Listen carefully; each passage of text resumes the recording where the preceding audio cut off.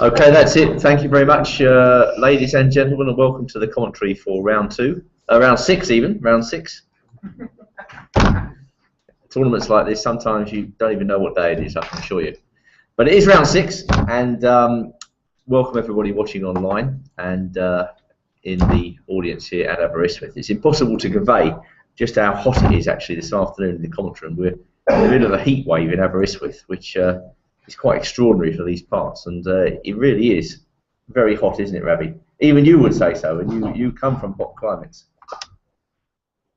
Yeah, it's quite hot, and we are, I mean, like, and I went to the other place where the juniors are playing. That's in another part of the campus. That's another part of the campus. Yep. That's very hot as well. Parents staying at the basement, children playing one floor above, and I think everybody almost you could see with bottle of water. That's how hot it is. Yes.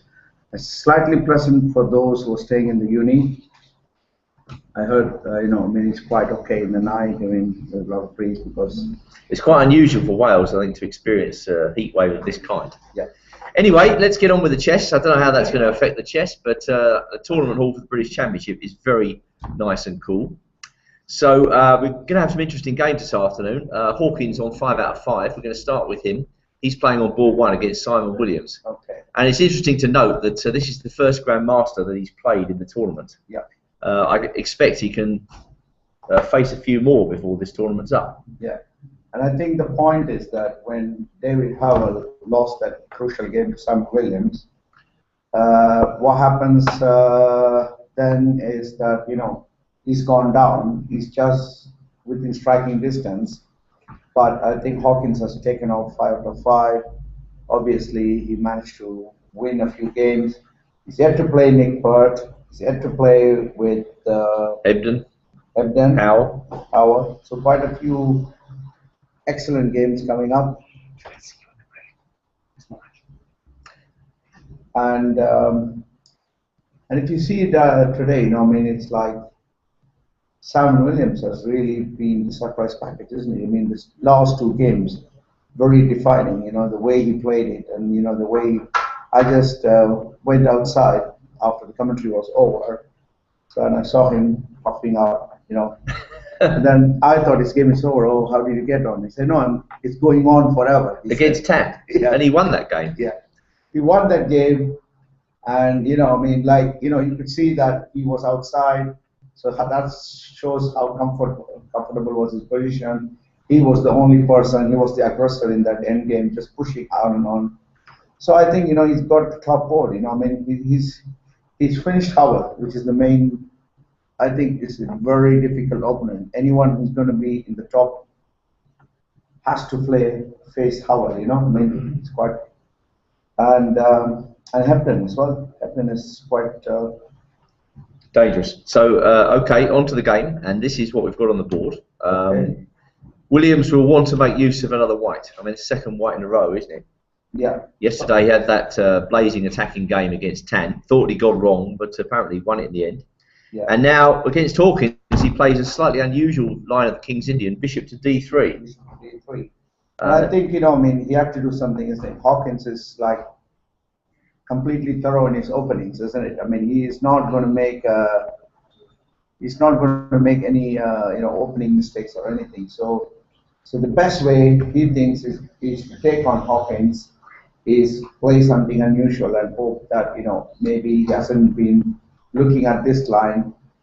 Well, it is quite rare, but it's not totally unknown. For instance, I think actually Yasser Sairawan used to specialise in this variation. Yeah. I mean, on the face of it, White's not doing anything wrong. If you look at the position, it could easily transpose into another variation. It depends what Black does.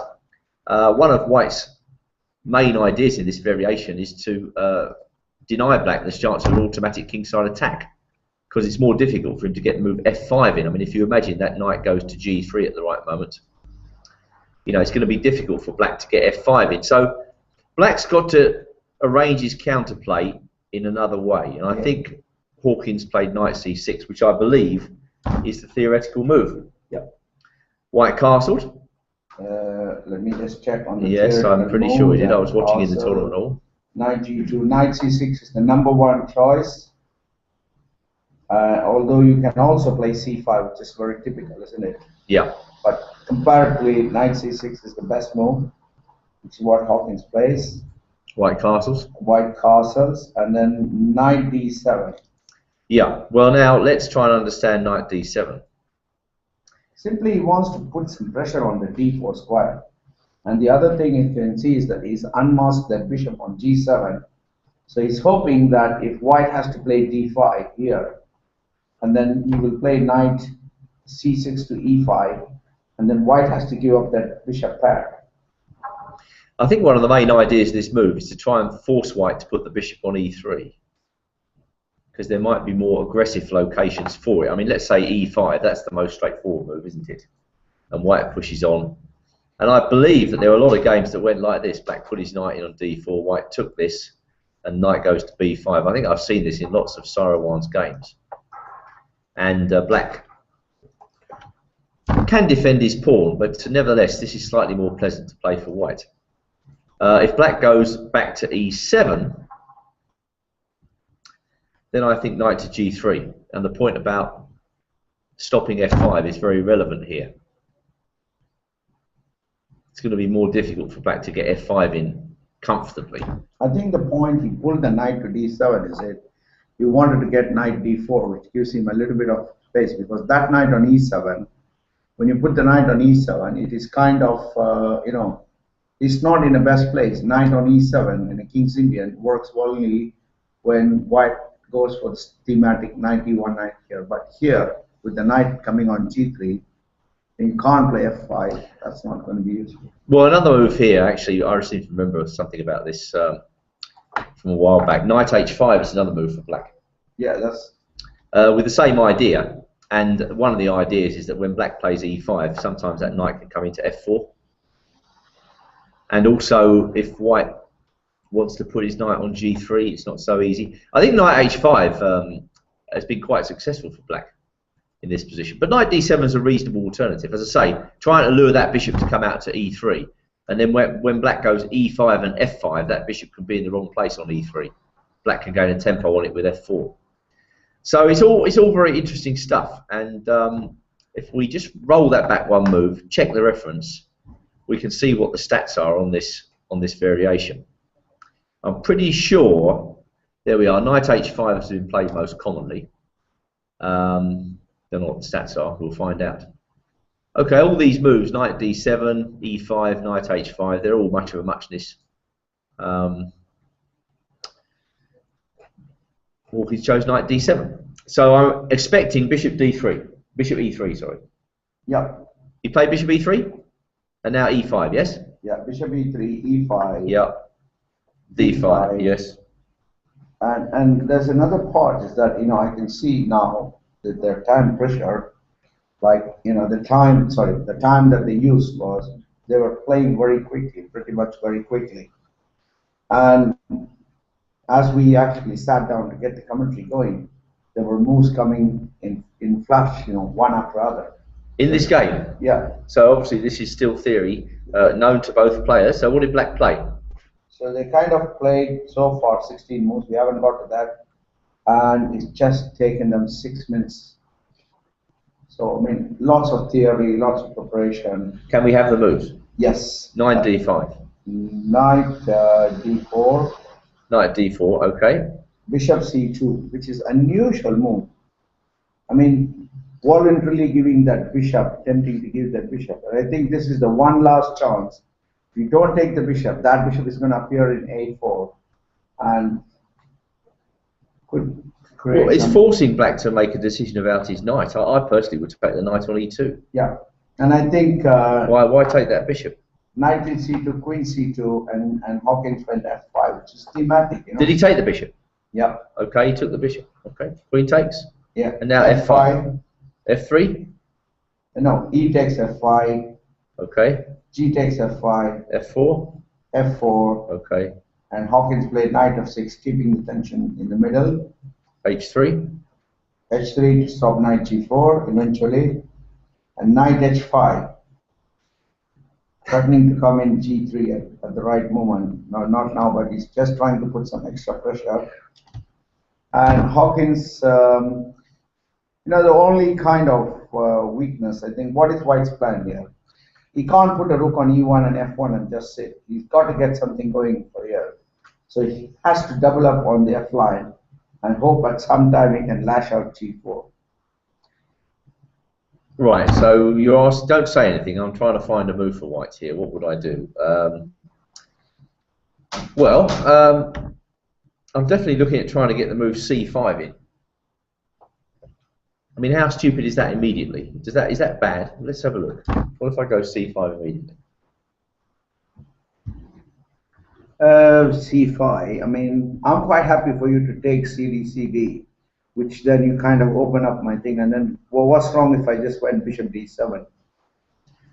Bishop D7.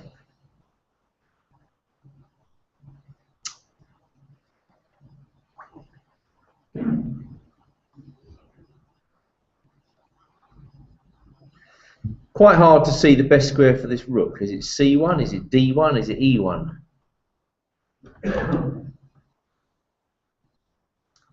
Well, okay, let's try rook A C1. Okay, and I'm not sure exactly what I'm doing, actually, to be honest with you. So I can see. Right. So should I just play some normal moves? You don't even have knight b5, so should I just play queen e7 and build up my position nicely? Yeah, it seems okay for black. I mean, this knight on h5 is fairly untouchable, isn't it? And whilst it's there, it's creating a bit of pressure. Yeah, and I also, if you can see, the way he put the knight on h5 is that it's keeping an eye on that f4 pawn as well as, he's waiting for White to lash out with g4, where he might be able to do, he might be able to do something like that, like, when g4 comes, that's going to be the crucial move. Yeah, but it's difficult for White. Rook f3. It's difficult for White to get g4 in, isn't it? Yeah, so I say just preparing with rook f3. Preparing what? Bishop d7, preparing g4 eventually. Okay. And he's quite happy that if black closes with e4, he can get squares for his knight in center. So rook af1? Bishop d7, rook af1. Yep. And Hawkins is thinking. So, first thing, he doesn't want any kind of attack on the f5 pawn. That's his major concern here. And the second thing is that he doesn't want to play e4. However, it looks like a good move, e4, chase the rook away. That is going to let White put queen on d2, bishop on d4, knight on c3 to d1 to e3. That's the classic structure without problem. So well, also if e4, just rook f2, and maybe he could go g3, rook g2, and get g4 in very quickly. So e4, I think, probably is a mistake. But I'm wondering whether White isn't threatening some idea like pawn takes pawn and bishop c5.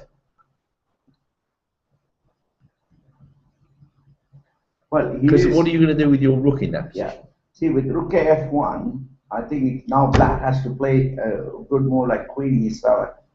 He has to maintain that that pressure on, so that then he can play that rook a to e8. But since White has already doubled his lines, it looks quite. Queen e7 looks correct, doesn't it? I think queen e7 is probably right. And now White has to take this position further. Yeah. It looks nice, but what do you do with it? Where are you going with it? I don't know. Pawn takes pawn? Let's see. Pawn takes pawn. Yeah, f takes e5. I gotta play. Take with the pawn, maybe? Yeah, take with the bishop, I guess. Do you? Oh, I gotta get out. I gotta take with the pawn. Take with the pawn. Okay. Those pawns could be dangerous, couldn't they?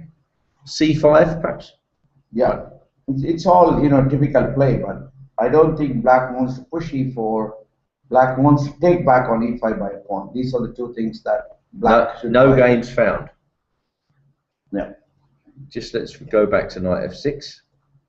Lots of games. H3 is normal, knight H5, okay. So let's trace this down. And now rook F3 appears to be a new move.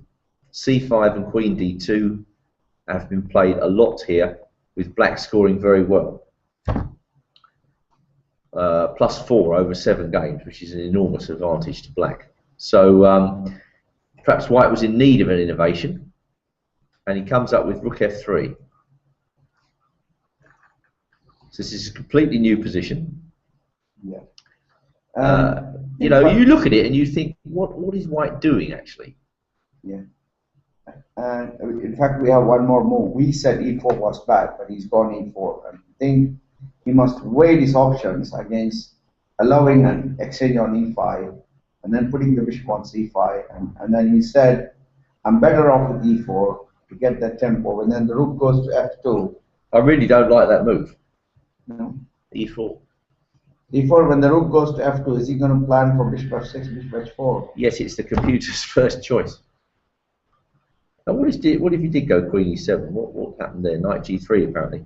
That's another point of white's move, to get that knight off the board. So E4 is almost, he's thinking he's forced, and then you've got to play rook. Don't think there's any exchange stack in the cards, but rook. That takes a lot of white's, that takes a lot of black's options away, though, surely. Okay, so rook F2, how are you going to proceed? Okay. I think I have to play bishop F6. You have to threaten bishop F6, I'm going to go G3. Yeah. Which is one of the main items. And then I items. got to play king H8, king H8, rook G2, rook G8. Well, I like your idea of putting the bishop on D4, so I'm going to go, sorry, queen to D2. Hawkins obviously feels he can keep white at bay in this position. Yeah. He can stop G4 and he can also create some counterplay in a position like this. You know what's the problem with playing E4 is that white has a clear-cut plan. Put the queen on D2, put the bishop on D4, get the knight from C3 to D1, and once a knight arrives at E3, it is going to be very difficult on that F5 is the focal point. And when white gets G4 break, you know, we've seen in various games, but the only thing that Hawkins has going for him is that he's got a bishop on D7, and white usually this G4 break with the bishop on G2 is quite. I just don't see what black's doing in a position like this. Okay, let's try queen E7. So bishop D4. So we have a competition move. Rook G6. Knight Hawkins D1. has made a move here, and is it possible for Hawkins has made a move. E4, rook F2. Rook F2. And you want a competition? Yes, it's a competition move. Okay, it's a competition move. We have lots of prizes this afternoon. We've got prizes coming out of our ears. So this is your chance to win one of them. Anyone can enter. Except people who've just come from the tournament hall and seen the move played. Rook F6. Who said that? Rook F6. That's the first. Rook F6, and you know, I can see that they're going to want to put the rook on G6, but don't I get what I want by playing G3 and King H2 and Rook G2? I mean, this is my plan, isn't it, all along? I mean, you haven't changed that perspective. I mean, are you saying that is not the move? That is not the move. Okay, Ravi's standing up now, rather intimidatingly, as if he doesn't want anybody to win this prize. But let's keep going. Yes, sir. Queen H4. Queen H4, knocking on the door. What do you say to that, Ravi? Right, Queen H4, King H2.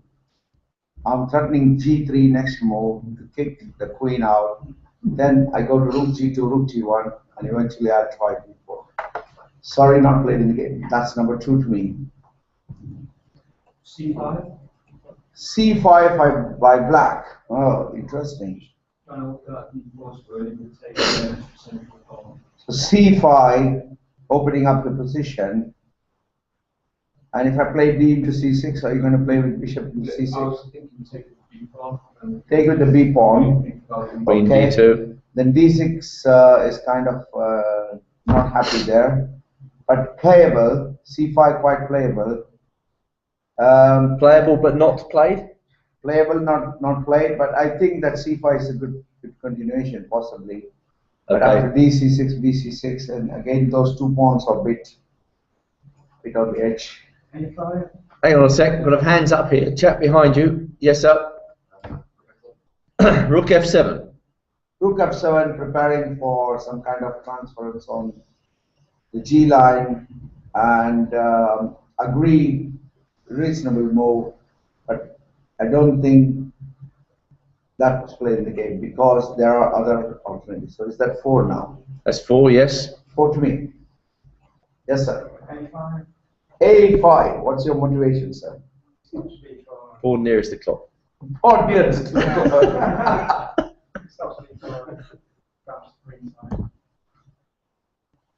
What do you say to that? Pawn to A5. I think you don't need pawn to A5. You're already dominating that diagonal. I mean, you should be worried about the white bishop coming to D4. So not played in the game. Sorry. You're going to struggle to beat the record, which is 29 moves. Yes, sir. King H8. King H8. You were speaking of records. That's the move played in the game. Who said that? Right, okay, congratulations. Now can you explain it, please? There's no open file. Oh, that's more like it. Okay, get the terms right. So your plan is Rook G8, super castling. Well, he gets the pick of the stool. Congratulations. A round of applause for our friend there. You may choose. May you learn from whatever you pick. Excellent. Very good. Very good. I'm sure they recommend King H8 there. You know, that was such an odd move because that's why, you know, I mean, King H8. It's not that odd, is it? You know, I mean, in the sense that when there is urgency, like C5 was one of the moves. The drawback is that leaves those 2 pawns. So, you know, white has a clear-cut plan here. It's going to put the queen on D2. We've said that. Did he play Queen D2? If I had to guess, I'd guess King H2. That would be my move. If you play King H8, I could play King H2. He's thinking for King H8. He's thinking. Well, I bet he's thinking about Queen D2 or King H2. I should stress the plan that White wants to get in these positions is actually G4. He really wants to get in those moves. That move is especially. So moving the king out of the way, sometimes H1, sometimes H2, then G3, Rook G2, Rook G1. Black wants to stop White from playing G4, that's for sure. I still don't like the way Hawkins has played this, although he seems very confident he can stop G4 in the long run. Well, I don't think he can be passive, but you know, how does he do something? Then let's try and do this. Like, what if I first of all play Queen D2? Let's say now, okay, how are you going to do something? Rook G8, okay, fine, fair enough. Well, let's get the king off the file then. Queen E7, okay. So now we have to sort of decide. Are we going to play Bishop D4 or Knight D1 or just G3? Let's just get on with the plan for the time being. Bishop F6, okay. Rook G2, then Rook G6, something like this, something like this, something like this. What's going on here? This sort of thing. Is that passive for Black or is that activity? I can't quite work it out. So he, having played King H8, has some designs on the open G file, and he also has designs because he has the bishop pair advantage, and he's hoping that something will come up on the G line. It's very unclear, isn't it? Yeah. Very unclear. I mean, Black can also play a move like Queen G7. You know, then he's hammering down on G3. So Hawkins would not play E4 with that clear idea of what he was going to do. So I'm sure he's got that type of plan in mind, definitely. He can't remain passive, or White will eventually go G4 and then he'll break the whole position up. So I think we can expect to see something like that. Now, what is Williams thinking about?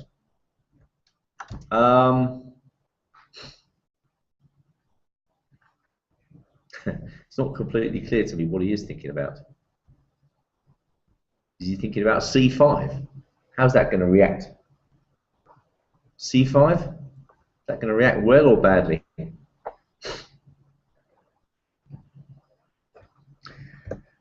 Okay, we've got ourselves an interesting game. I slightly prefer white, but from that last sequence, you can see where black's going.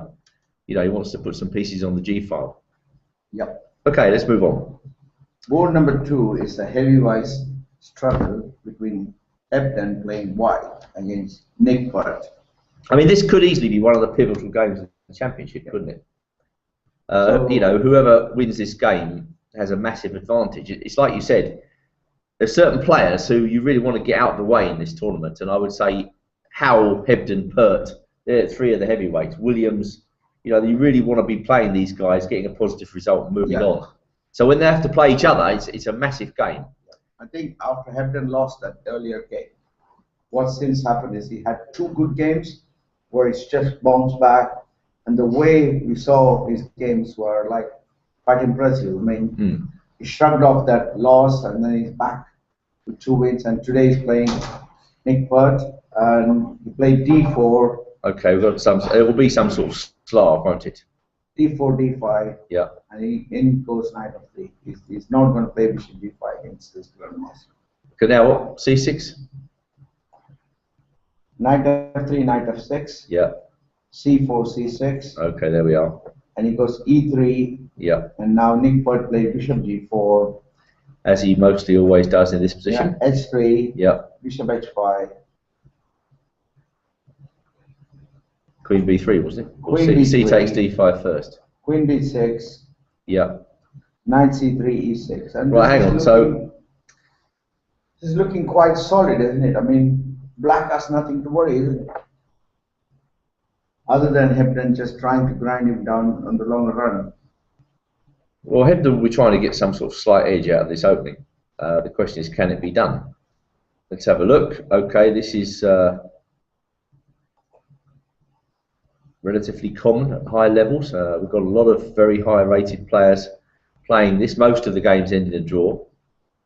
The lower you go down the totem pole, there are more decisive games, but the higher levels, black struggles to win a game. So what did he do after knight c3? E6, wasn't it? Knight C3, E6. Yeah. And Hebden played knight H4. Knight H4, okay. Knight So is he A6. coming in to nab that bishop with G4?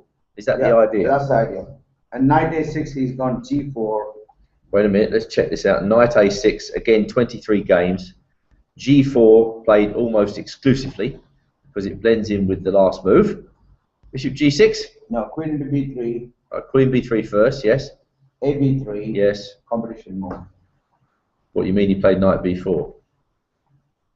Yes. Eh? He played. Okay, can I win a prize then? And what did he have apart from Bishop G6? Oh, British Chess Magazine. I've got a copy of that. Thanks. What has he got? He hasn't got any move apart from Bishop G6 or Knight B4, has he? So Okay. Knight B4. Wait a minute. Is that theory? Just check it out. Yes, 20. Still the 23 games. And now White plays King E2 or No. Rook A4. Rook A4. Bishop G6. Yes. Knight into G6, H into G6. Yes. Now Black is threatening probably Knight takes G4. And then he goes C5. Allowing Knight takes G4. Yeah. Because he's threatening the Knight on B4. And he plays A5. Black plays A5. Well, he's got to, hasn't he? And he's gone G5. Knight B7. Wait a minute. G5, Knight D7, yes. F4? What do they do in this position? King D1. Nobody understands why he's done that. Well, no games found. Interesting. So why did he put the king on D1? So now we've got 8 games here, reducing to 1 game. The move C5 was seen in the game Meenakshi versus Nimi, a very obscure encounter at an unknown location in 2012. C5 was on A5, and in Meenakshi Nimi, White played Bishop E2. So this is a completely new position. G5, Knight D7, King D1. So why King D1? For Ravi, that is a mystery move. Yeah. Anyone in the audience would like to explain? He touched the king and he had to move him.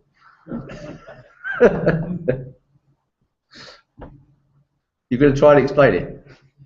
Is it so when you get the bishop on F1 out of the way, the rook comes to E1? Ravi's off. He's had enough. You see King D1, you make a mystery move of your own. Yes, sir. Fair enough. I bet you're not heading to D1.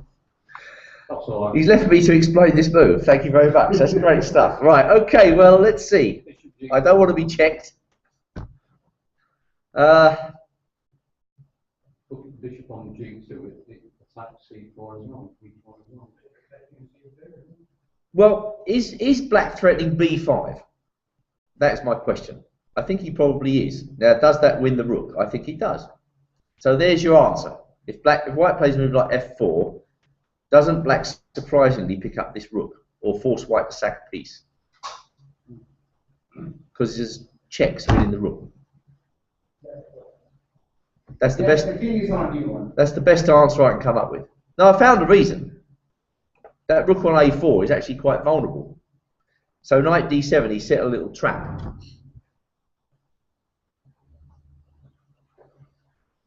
All the same, it looks a little bit weird.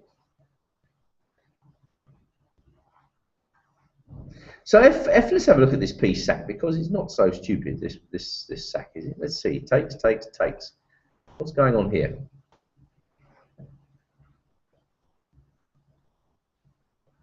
Strange position, because you think White had nothing for the piece, but it's not that easy for Black. Obviously, the idea is just Bishop D2, and then force Black to make a decision. I mean, he did that because he just wants to deal with B5, because B5 is a threat, Ravi, winning the rook. Well, B5, yes. That would win the rook. No, but I think you can't play knight B5, C B5, Bishop B5, then it's quite unpleasant, isn't it? What is it? That's what I'm trying to work out. I'm not sure.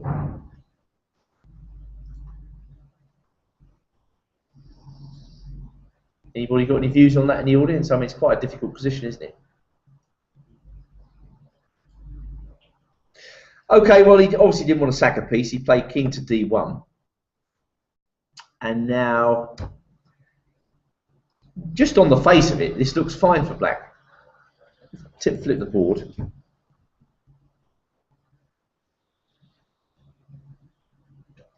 Just seems okay. For instance, can he go... now let's get some pieces out first. Bishop E7 now. Then you're going to play F4. Right, I was going to try E5 then. Let's go E5. What about that? Isn't that decent? I don't think F4 should be played, but you know. Well, how do you judge this position, Ravi? It's gone to an end game, isn't it? I mean, like, have a look at that. Knight on B4 is a bit out of, you know, I mean, you can't play knight A6, that knight on B4 is stuck. Yeah, but it's on a good square. It's on a good square. But can White somehow play Bishop D2 and knight B1, and then you can take on B4? That's the main threat, isn't it? Well, I suppose after E2 he could therefore play knight E2, couldn't he? Threatening Bishop D2. I mean, the one good thing I can see is that, you know, grandmasters usually, you know, right, play a few moves, shake hands, okay, let's play it safe. You know, that is not that. In other competitions, you know, some of the grandmasters are just guided by the, you know, trying to finish well within the competition. So a lot of grandmasters draw, and since FIDE brought this rule about having to play a set number of moves before you can agree for a draw, that has actually encouraged me. I mean, the odd grandmaster would agree, okay, let's just play a few moves irrespective of what, I will claim equality, and that's it. But it's quite a complicated position, though. I mean, you know, it's that king D. It doesn't look as though White's actually doing very much, but as you say, that the danger to Black is that knight will be threatened by the bishop, and just then what does Black do? Well, that's another interesting question, isn't it? He could try B6, and that will probably force White to take it. All right, knight takes. Back we go.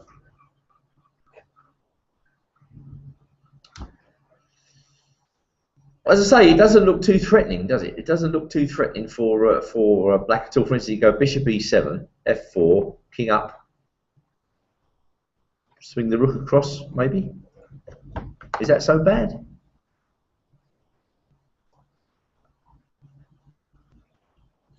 Maybe White's got his own attack on the king's side. I mean, The machine thinks black's better already. Bishop e2, h4, h5, to try and get an attack going, maybe. Well, b6, the trouble with b6 is it's very forcing. You haven't got time to do that. Now, at what point in that sequence could you ever do that? I'm attacking things. You could do it now, though. Yeah. Bishop e2? Bishop e2. All right, then...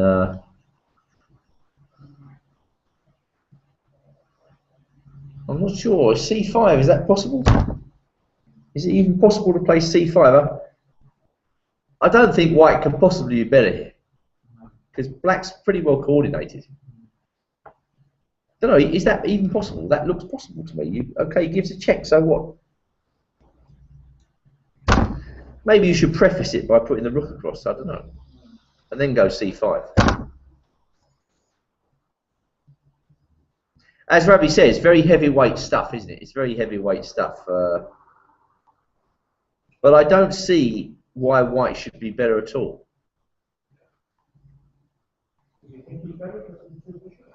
No, it's just a complex position where a lot of salient features are there. For example, the knight on b4 can't get anywhere at the moment, but it's in a good square. The white has played king d1, and I don't like the king on d1, but he's played there. I think he just doesn't want knight c2 to come in. And in terms of white, the main problem is to get that bishop on d2 into some kind of a play, and I can see that black's main thing here is he can break with b6 in the queen side, which is of some importance, which frees his bishop, and also he can also try to break with e5, isn't it? Those are the things. So when he played king d1, Nick Pert played bishop e7. He said, just let me just play normal chess moves here. I'm not the one who's needed to do anything. My position is solid. I need to keep on playing solid. And okay, rook g1. Rook g1 played in the game. Yeah. And now e5, as I said, e5, breakthrough with e5. So black is coming for some edge with e5. So bishop d2, getting the bishop out. That was the game? Yeah. Right, so there's a sign that Hebden's thinking about attacking that knight. And now black played b6, which is very nice. Now, is white threatening knight b5? No, because pawn takes, knight attacks the rook. So b6, okay, yes, b6, excuse me. b6, very nice move. C into b6, knight into b6. Rook a1 played. Yes. And black is thinking now. I think looking at the position, I kind of like black. He's established a solid setup. Knight on b4 is doing a marvelous job. And he's got weaknesses on the king side. And I think that king is going to remain in the middle. So we shouldn't be surprised if we play king d7 and king c7 or king d7 and king e6. And also, I think he's also trying to get rid of the double pawns eventually with f6. And well, it's a question of what black does next, though, isn't it? I'll be honest, I didn't really want to combine e5 with b6. It was going to be one or the other. You first play both. And now, if he takes on d4, he lets white's bishop into the game. Isn't h4 well, that allows pawn takes pawn by white. I mean, you could take the pawn first. Take the pawn first. But then after rook h4, it's very unclear, isn't it?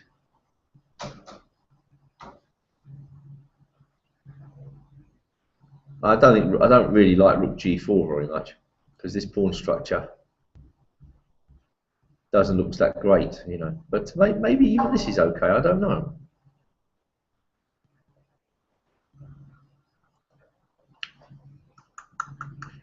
What do people feel? Anybody see anything here? What should black play? I just get that feeling combining e5 and b6. That was a very active play. Sorry? e4 blocking stuff up. Yeah, that might happen. Yeah.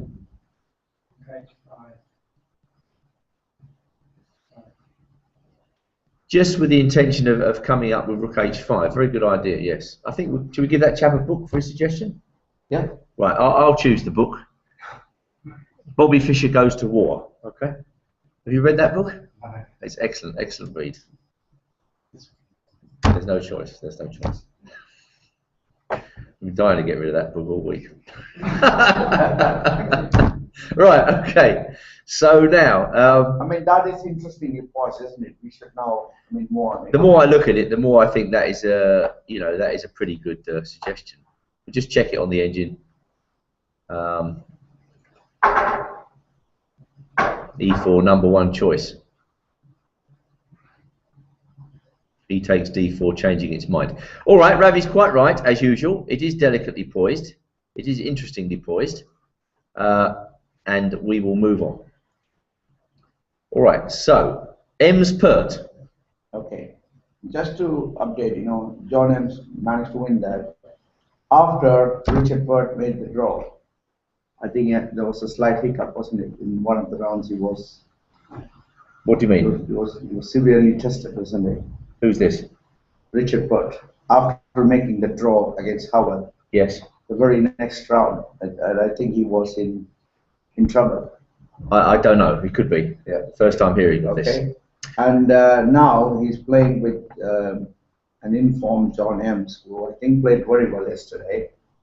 And today it starts off knight f3, d5. Yep. Obviously, he's had a good experience with flank openings earlier on, so against Chris Ward. So he's decided to play knight f3. Knight f3, yep. d5, yep. c4, e6, yep. g3, d c4. Okay, so the open Catalan. White can of course regain his pawn immediately with queen a4 check. Queen a4 check, c6. Was that played? Yeah. So he doesn't want to be a pawn down for too long. Yeah. c6. Queen into c4. Yep. b5. I just, you know, I mean. Do I take it from your tone of voice you don't like that move very much? No, I don't like that at all. I mean, you're leaving a lot of points. So b5. Queen c2. Queen b3. Bishop b7. Okay, hang on. Queen b3. Bishop b7. Yep. Bishop g2. Knight d7. d4. Right, so what is this? This is some type of very weird Catalan, isn't it? Yeah. Where black seems to have played b5 very, very early at the expense of development. I mean, I would imagine that white's going to plonk his knight in on e5 very quickly against a setup like this. Black, meanwhile, I mean, black can get in the moves, let's say a6, knight f6, he gets c5 in at the right moment. This position could work very well for black, but he's got to get those moves in first. Yeah, the b5 pawn is hanging, isn't it? That's the main thing, isn't it? You've got to waste a move with a6. Yeah. You know, if black ever gets c5 in, then he's in business. But I think this a well-timed knight e5 will stop that dead in its tracks. So I prefer white. Let's see if this has been played. It has been played before, and by Nick Pert, by Richard Pert himself against John Cox in 2013. And in that game, he played knight gf6. Which is what he played now, knight gf6. All right, and what did Ems play? Castle. Yes. And a6. That's all as played in the game Cox-Pert, and white played a4. So let's go straight to that position. Black makes up the arrears in development. White castles. a6 necessary. a4, again, trying to prevent black from playing c5. So. I don't think he played a4. He played knight e5. You did say you want to go knight e5 straight away. So Cox played a4, right? Yeah. Oh, look, lots of games with this. Lots of high-level games. The game Cox Pert is nowhere in sight anymore. It's disappeared off the face of the earth for some reason. Okay, so he played knight e5. That's the main line. Okay. Yes, very okay. Knight e5 and knight takes e5. D takes e5. Knight d7. Knight c3, gambiting that pawn. So what happens if I just take the pawn on e5? What's wrong with that? It's very greedy, Ravi. Very greedy. I mean, are you threatening some a4 and knight into b5, or what are you threatening here? Trying to work it out. Okay, let's hit the queen. Rook d1. Okay, queen has to go somewhere nice. Or even not so nice. Where can I put my queen? Somewhere. Queen b8. Queen b8, the man says. Well, bishop f4 stands out. Pin and win. This all looks a bit dodgy for black somehow. That move, Yeah. Queen b8, jams up everything, doesn't it? So Rook d1 looks like the right move. Knight d7. There'll be some move here, hopefully. All right, knight e4 or a4. I can't quite decide.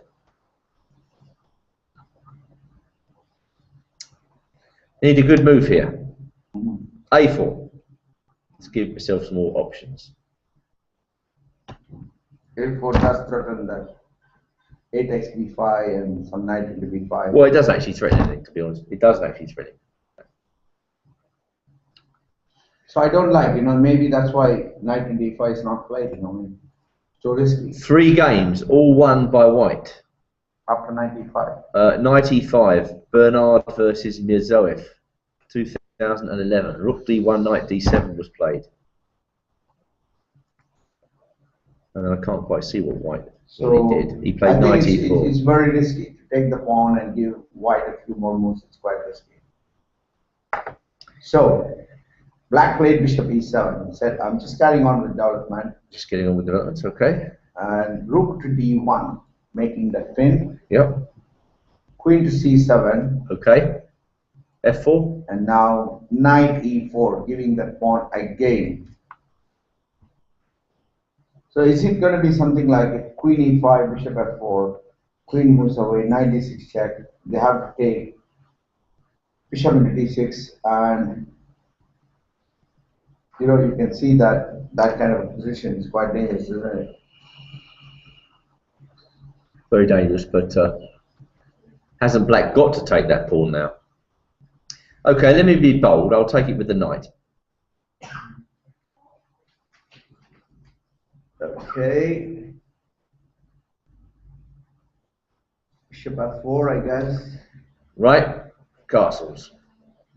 Or can I even do that? Bishop takes knight and rook d7. I can't play that move, can I think getting into that pin out of nowhere, I win a piece. It's a big mess.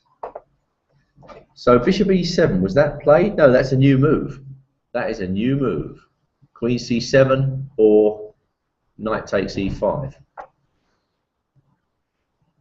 So if you go queen c7 first, I suppose the logic is in this position you can castle on the queen side if you want to. Is that right? No. I think he just doesn't want to touch the pawn. He wants to carry on playing what he knows best. So white can take the pawn and give white a lot of counterplay, However, whether it's a decisive counterplay or it is kind of in the area where maybe there's enough compensation, maybe there's no kind of compensation. But that is a risky strategy for black. Well, I suppose black's down to a move like rook d8 here, isn't he? So knight e4, there's one more move, knight c5. He didn't take the pawn. Yeah, he didn't take the pawn, he played knight c5. Knight c5, okay. Knight into c5. Yep. Bishop into c5. It looks a little bit better for white, to be honest. For instance, what about the move bishop e3? Oh, then he can take on e5. Can't be too cavalier. I want to get those dark square bishops off the board. Then I can put a rook in on d6. How do I do it?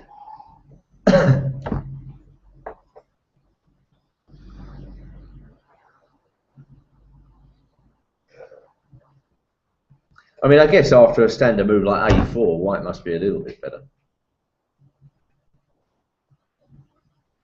So after knight into c5, we have a couple more moves in the game. All right, bishop c5. Knight into c5, bishop into c5. Mm-hmm. Bishop f4. Just guessing. Oh no, he didn't play bishop f4. Okay, what did he do? He played bishop e3, which is surprising because that He would played take this. a triple pawn. No triple pawn. He could take with the queen. Take on, or he can take with the pawn. But the real question is, what happens when he takes on e5? So it's going to be some fork on g7 and c6. So we go takes, rook a c1. Now he's got to move his queen. Then I'm going to regain my pawn with queen c3. That is the idea, isn't it? So that is the idea. Okay, so where's he going to put his queen?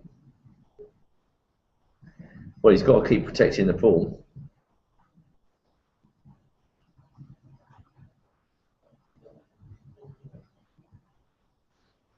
Now, can I just get my pawn? Can I play even bishop takes c6 here? This is very interesting. Takes, rook here.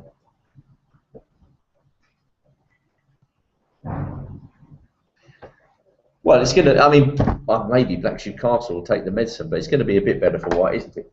Yeah. However it's played. So bishop c5, bishop e3.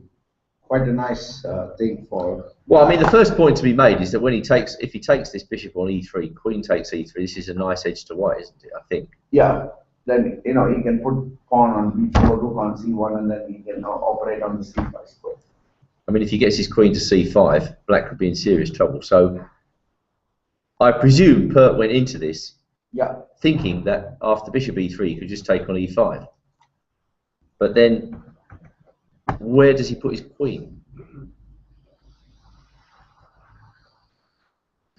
Quite hard to see a move here. Maybe he can move his queen across to... I don't know, it's quite hard. Maybe he's just got to go queen e7 here. Maybe he's just got to go queen e7. And then if rook takes c6, which is a bit of a flashy move, we can castle, can't we? So something like this. And then you've probably got to go there. And then you can chop this off at least. And hopefully get to the draw. Again, in this position, there are still pitfalls, aren't there? There could be easily some back rank trick. So black is going to have to be very careful over the next few moves, but I think he's got to take that pawn. Are you awake? No, obviously not. So queen takes e5. Bishop takes, rook a c1, queen b6. You can't quite play bishop f4, so taking the bishop. What, here? Sorry, the point is after queen f6. Queen c2, queen e7, I don't know. Maybe you could do that as well.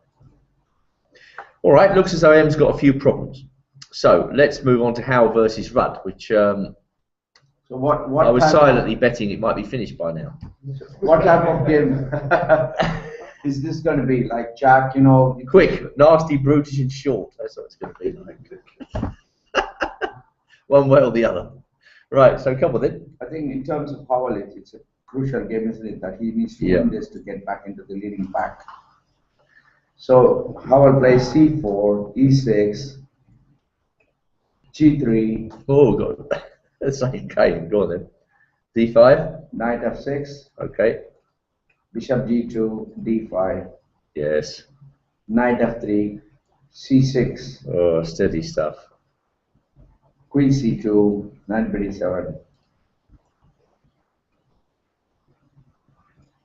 Can't believe he's playing queen c2 early. d4. Bishop b4 check. Knight bd2. Okay, so is Jack making it up here? I've never seen him play this setup before. And then in comes knight d4. You know, That bishop b4 check's a bit unusual. that's what Jack does. You know, when he plays straightforward chess, isn't it? Okay, well, So he's got bishop b4. if you say so. Bishop check, okay, it's check. Knight bd2, and then he comes in with knight e4.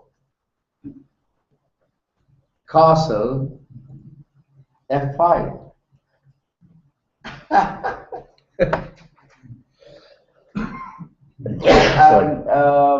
he has actually 1 hour and 22 minutes left in his clock. So that means he's played every move in 8 minutes. And you know, Who, Jack? Was that Jack, Ravi? Made a words for 8 minutes. Whatever it is. It has to be. Yeah. So f5. Okay, well, okay. And I guess the F5, next move 91. competition. Wait a minute. 91. Knight df6. Yep. Knight df3. Castle. Some interesting maneuver. Knight d3. Quite solid, isn't it? This is the line where white is, you know, putting a pile driver on e5 square and say never ever come to that square. You know, that is going to be the crucial part in this game, isn't it? That e5 square. Well, black's got to move his bishop first. So where are we going to put it? He went bishop e7. Yeah, because bishop d6, it makes it easier for white to exchange off those dark square bishops. And that's a very desirable exchange. So white played b3. Because putting the bishop on b2 is... Wait a sec, because it accentuates the weakness of that square. So, all right, so he went bishop e7. Jack castle. Wait a minute, bishop e7. I think he's castled already. Knight df3 castle. Bishop e7. Yeah. Now white's b3. Bishop d7.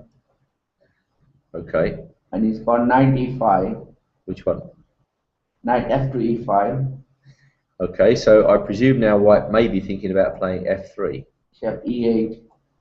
Yeah. Knight from d3 to f4. Oops.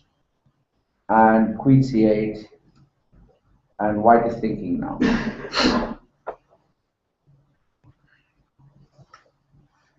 My question is, will this game be over before we come back from the afternoon break?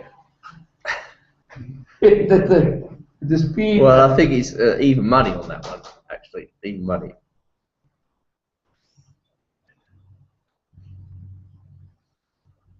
Okay, what's another that? hour, and you know, if Jack plays very quickly and the position is, you know, like white has established this firm control on e5, isn't it? And if you look at that the principal idea of bishop d7 and bishop e8 is to get the bishop h5, and now white has got his knight on f4. I'm just wondering whether black can play g5 or not in a minute. If I was white, would I be concerned by that?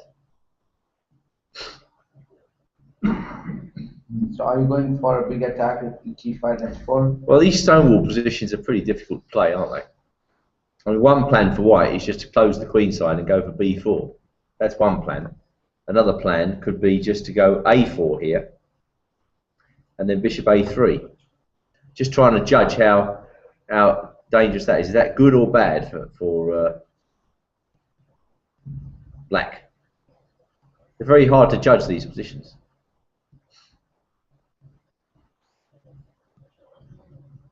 Howe's obviously put his knight on f4 for a reason, because queen c8 looked forced. Okay, now what, you see?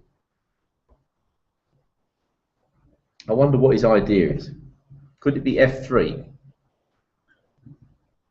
And then I think Jack will probably drop back here to d6, won't he?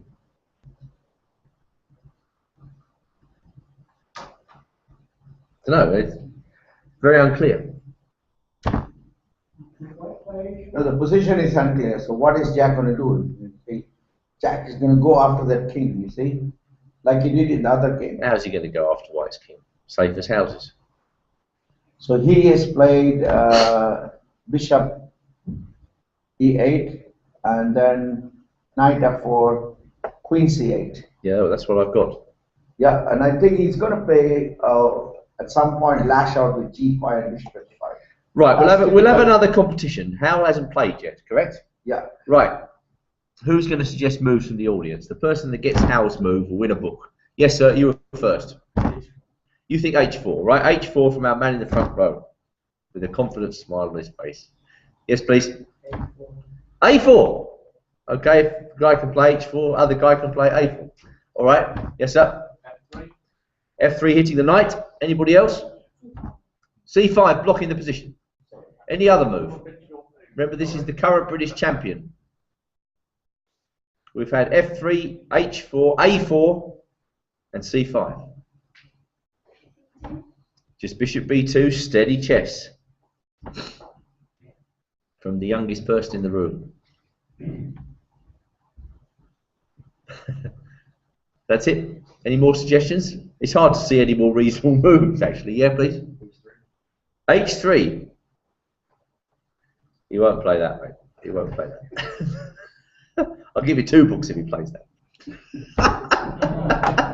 You heard it here first. You can see another move. That's really impressive. Rook b1, yeah. Well, if White's going to play c5, b4, b5, rook b1 makes sense. I wouldn't have thought there were so many moves. You've done yourselves proud here. Anybody else? Queen d3.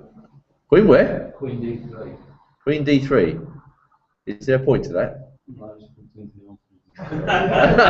Okay, well.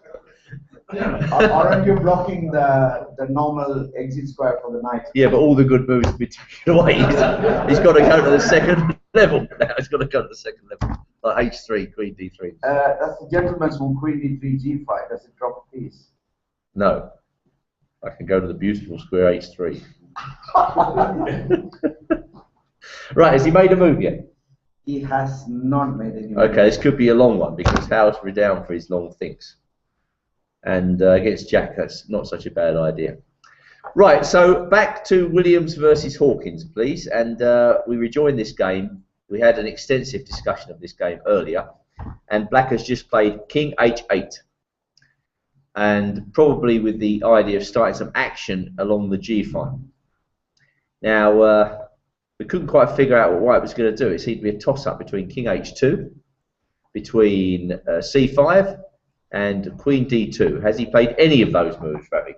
Move 18. 18. There was also g3. 18, Queen d2, Rook g8. Queen d2, Rook g8. Okay, well, we could have predicted Black's move. It was more difficult to predict White's move. White went for this typical bishop d4. Okay. Queen h4. Ooh. Knight d1, going for the blockade. As you suggested. Bishop into d4, queen into d4, check. Right, now, first of all, the point should be made that if he takes with the knight, is queen takes h3 playable? It looks playable, doesn't it? So he's got to take with the queen check. Okay. And now? Not mate yet. Rook g7, perhaps? Yeah, Rook g7. What did he do? Well, what he played for queen d4 check was Rook g7. Okay. Knight e3. Okay, and the answer of queen takes h3 is, of course, queen takes g7 check. That would not be very pleasant for Black. Yeah, and Black now doubled the rook with Rook a to g8. Well, I mean, if you ask me, this position is turning in White's favour, because that, I mean, I think Black is going to go knight f6 He's got to break that pin, and then the action starts.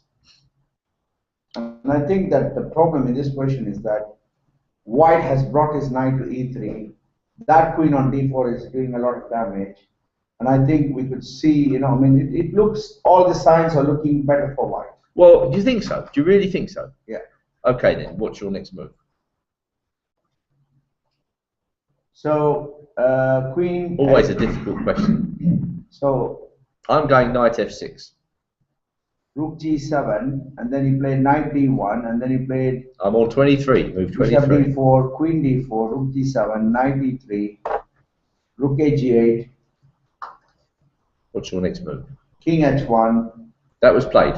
Yeah, and then he played b6, just securing the one in the queen side. The main problem here is the massive pin along that diagonal, and White has got this knight on e3, which is doing fantastic job. The knight on e2 is doing a fantastic job in defending. So White can't really do any breakthrough on the g line at the moment.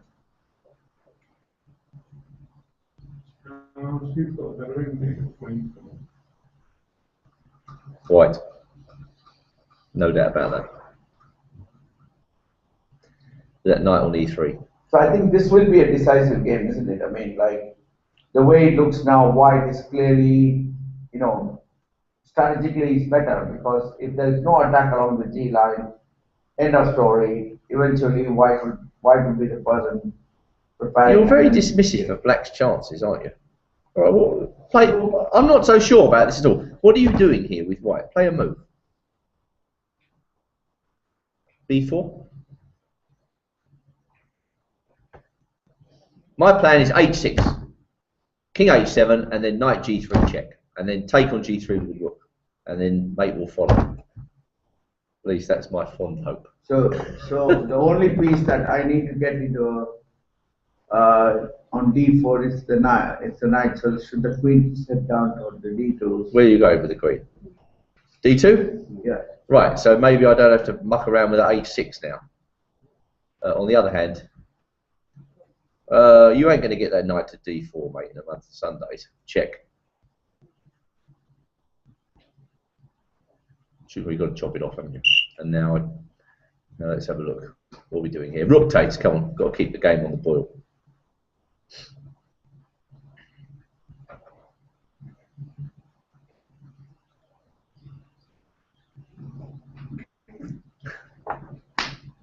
He's played a move. Very good. What is it? It's a competition move. White's move. Yeah. Right. Okay. We seem to be giving away prizes here like nobody's business. We give away a BCM this time. BCM, the latest edition, July 2014. Excellent magazine, and this is the very latest edition on sale in the bookstore. But you can get it here for free. And all you have to do is to guess Simon Williams' next move. Is it difficult? I think in your humble opinion, will get it. I mean, it's not that difficult. Somebody will get it. That's guaranteed. Even if we have to exhaust every single legal move. King h2. King h2, interesting suggestion. You want to cover the g3 square. He's just played King h1. Yeah. He just played King h1. So not playing. Why would he play King h2 now? No, because he's got to cover that square. Did he play King h2? No. Okay. No, that's right. Okay, sir. G3 looks interesting. G3. It looks interesting for Black, that's for sure. It looks like a kamikaze special. Why can't I just take that with the knight? Well, the rook's still bent to the black king. God, if he played G3, there's no hope for us all. No hope. Did he play G3? No, he did not play G3. Unlucky though, bold attempt. Tell you what, I'm going to give him a BCM for the audacity of that move. BCM, please. No, BCM. You play G3 there, don't forget. Right, anybody? Yep, okay. Rook G1, crawling into the corner. And dropping the F2 Well, you never know. These competitions, we've known some weird things. The juniors at the back. Hang on a minute. Yes, you. Are you saying that's wrong? Yeah. Of course. The juniors at the back. And then these guys at the back, they just come in, you know. You've got to understand the dynamics of these Have you guys competitions. come in from the tournament hall?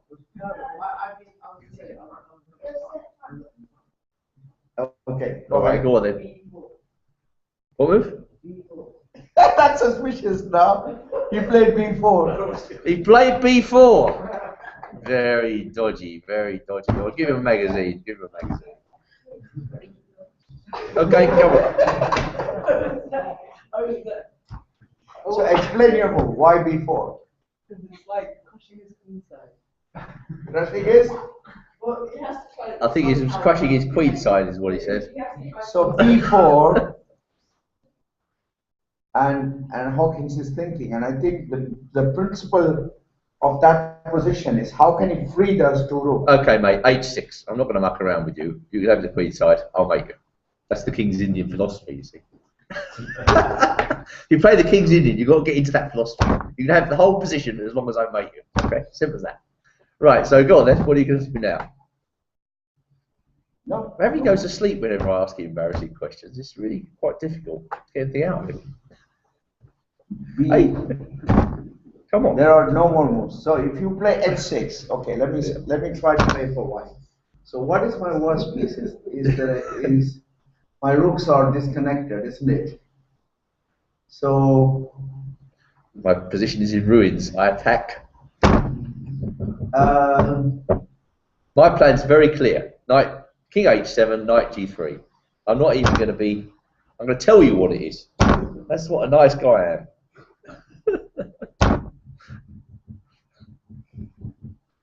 and I don't like his previous move, King H1. Okay. Right, His previous move is B4 Yeah. because he likes pushing pawns. Okay, let me go What about C5? C5? Okay, so that's consistent anyway. King H7. C into D6. Right, now this is, as I say, you know, sometimes in the King's Indian you just got to ignore these moves. Right, so let's have a look. Is Knight G3 check possible now? Well, it's getting into the realm of possibility. Okay, matey, you take the queen side. Check. Check. Knight G3 check. Yeah, take the queen side. Knight takes G3. Rook takes. And threatening some mate on Probably not. It's all a bluff. Okay.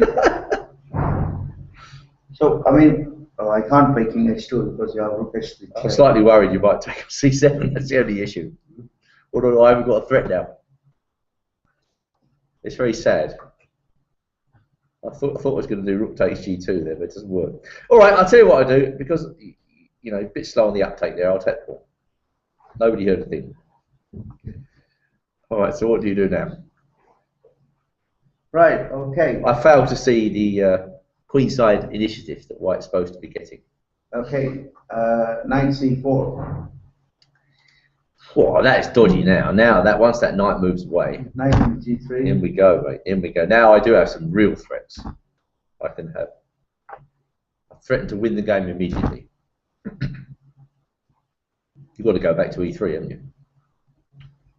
No, you're not threatening Rook G2, are you? Rook H3, I'm threatening straight away. Win. Bang. Good night. Thanks and good night. You could go Queen D1, I suppose. Bishop B5 is bound to cause some confusion after that, isn't it? What if I stick the bishop out there? That's my last piece into the game, and you're going to be really struggling. I think Black's winning this position. Yeah. You can't move that knight from E3 What does the willy-nilly. engine say? Forget about the engine. Take the engine out of town with this position with White. So that is looking a bit slow for White. A bit slow. You've got to be quicker than that, or just rely on your knights to defend. That knight on E3 is necessary to defend the position. I honestly think Williams can't see a way through. That's why he's played B4. Kind of like pretending to do something, but what does it actually do? how do you carry this on?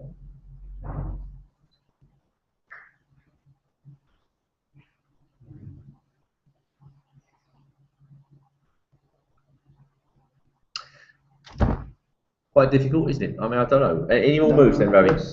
Any more moves? I've just taken out the latest moves from there. B4 was the last one. B4, and Hawkins is thinking.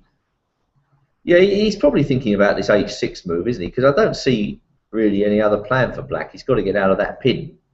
I suppose the other plan is to try and get the queens off the board, but that's a totally different sort of kettle of fish, I imagine. I mean, what? I mean, what? No, he can't even do that, can he? Because of takes and knight. Yeah, because that entry point is on G3. I can't even move my knight on E2. You see, that knight on E2. Or maybe I should just go King H2 again, and I don't have G3. What is black's move?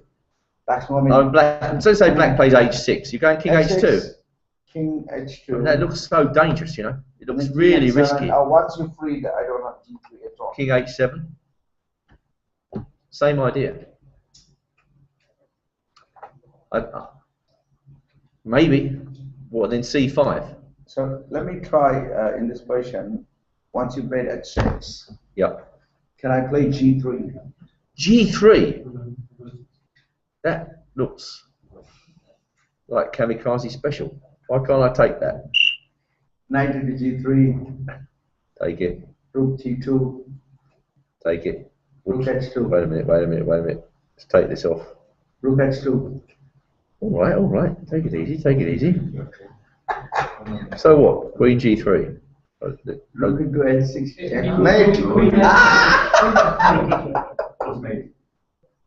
Okay, you were lucky. Okay, you were lucky. I saw it all the way. So G3 is... He's woken up now. He's woken up.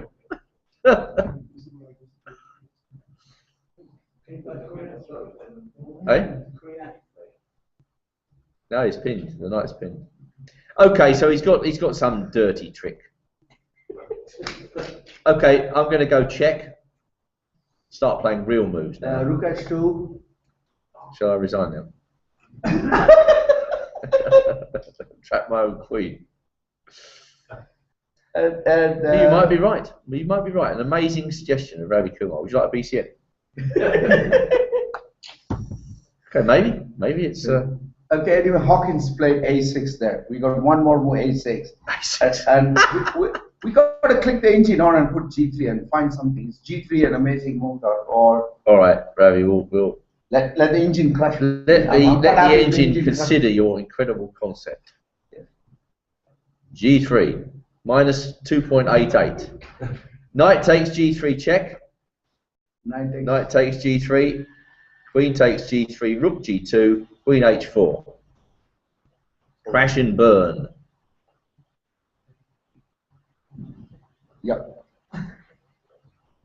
I mean, it shouldn't be possible. It's such a sad day when something like this happens. So Rook FG1. What happens then? Queen takes H3 check. Rook H2. Queen F3 check. That is it. Rook HG2 and then just unpin. Peculiar pinning up of the rooks on the G file. Okay, so but it's brilliant while it lasted. That's all I can say. Okay, but so if you had to guess the move competition, you never forecast A6 by Hawkins, would you? Yeah. A6. What is the point of that? Is it to prepare Bishop B5 at some point? I really don't know. It's G3 now doesn't work, isn't it? Even you're 2 more away from bringing your rook. Trying to get signs.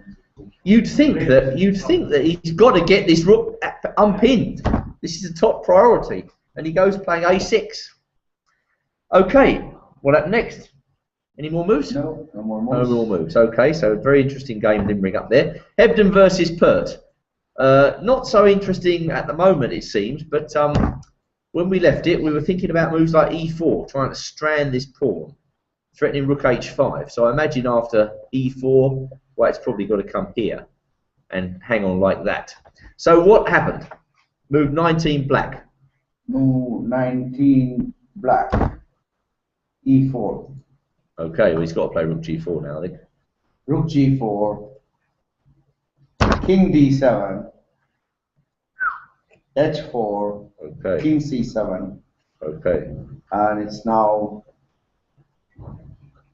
you know, it's just, I think that White has to prove how he can make the bishop on d2 work. All the black pieces are nicely connected. There are pawn islands on king side. H4 one is there, and then the pawn on b3 and b2.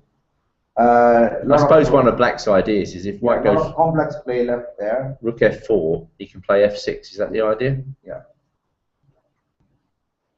So Who do you think's better there, Ravi? I think you know, it has to have. I have to prefer Black because he's got all the connectivity of his pieces and he's got everything going for him, and you know, he just need to have one good thing.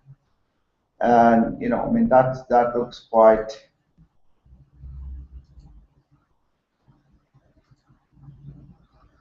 Yeah. I'm finding it quite hard to judge this position, actually, I must admit. Yeah.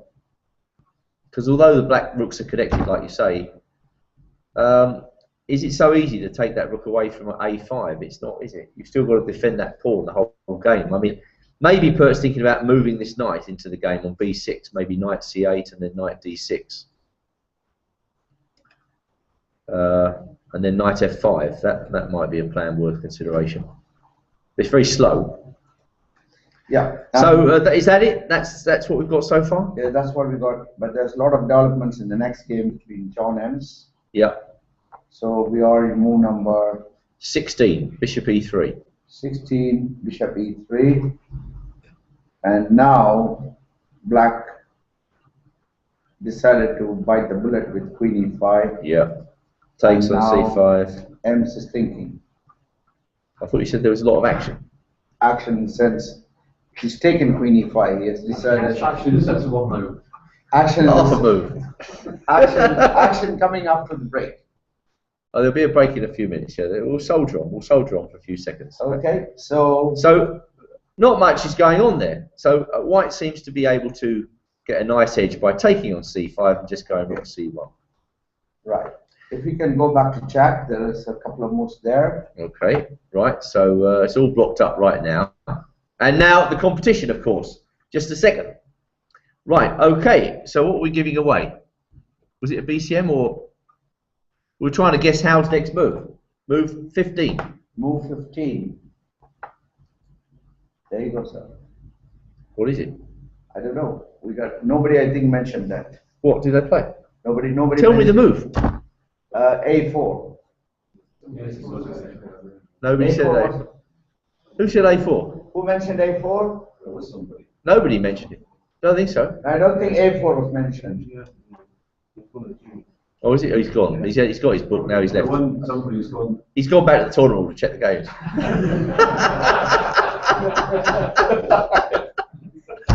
He comes in, he gives Ravi a sign. Ravi launches the competition. They share out the books here. Okay, so he wants to exchange off the dark square bishops, maybe with bishop a3. A4. And Yep. then he goes. Jack goes knight h5. Yep. Knight d3. Cat and mouse game. Yep. Not exchanging. Queen to d8. Yep. And now f3. Sorry, a5, gaining that extra space. A5, yes. And rook c8. Yes. And now f3, kicking that knight. Will Jack sack that piece? Yep. Knight takes g3. Looks like a load of old rubbish, but is it possible?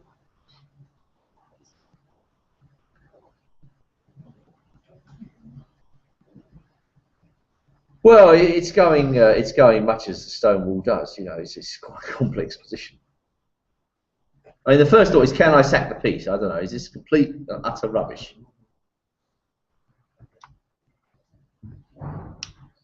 I think it's like. Is this complete and utter rubbish? I don't know. Sometimes these sort of piece sacks in block positions are quite tricky to deal with. Okay, so you just sacrificed. Yep. Primarily because it's not my piece to sacrifice. It's somebody else's piece. So I mean, This is what's really wrong if I just play rook d1? just rook d1, calm as can be. Right. Well, now I was going to launch.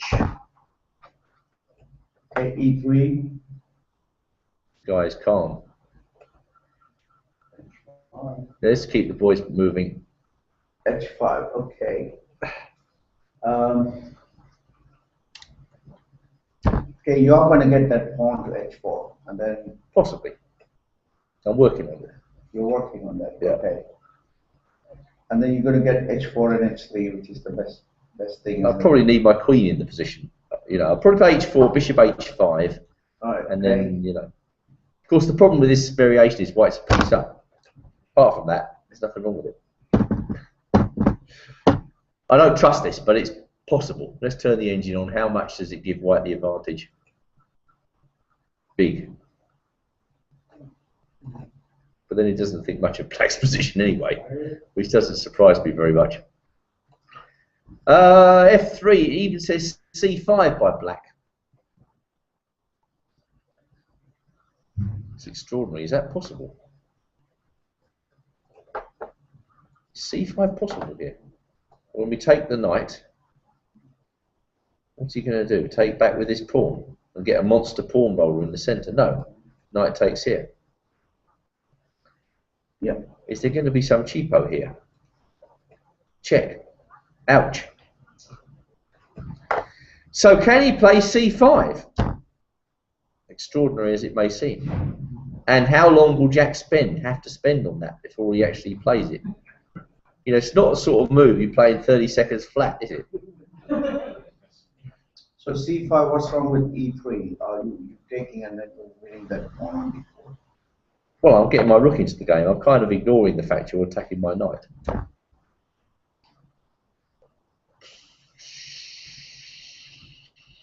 So for f3, he hasn't done that. He's just went back knight d6. Yep. Probably play very quickly. This is the sort of position. I mean, Howe's got Jack in a position he can't play quickly. So, you know, that's the knack of playing against Jack. You know, you get to a position which just can't be rushed.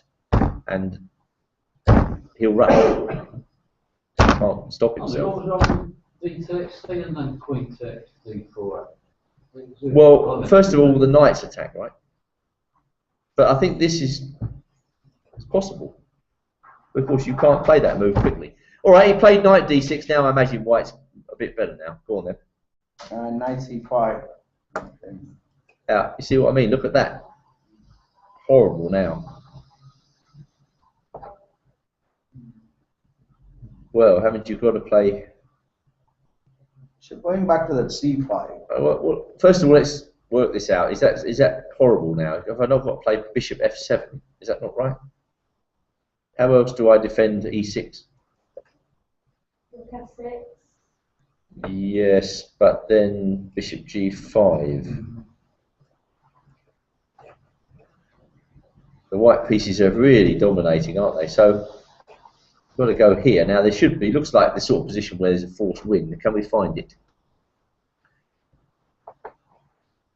And I think after knight d6 and knight c5, it's like white has got a massive positional plus now. You know, with those knights. Yes, and I think that c5 was a critical move there. It says if bishop f7, we go queen to d3, just building up, or queen to c3, and black can't do very much. There's been a couple of moves in Hawkins. Let's just go back there to c5. Hang on a sec. c5 is given by the computer as the best chance for black. Okay. I mean, the critical line must be where he takes this knight. We recapture with the d pawn. Now we're hitting the knight, we're hitting d4, and now white would have to find d5.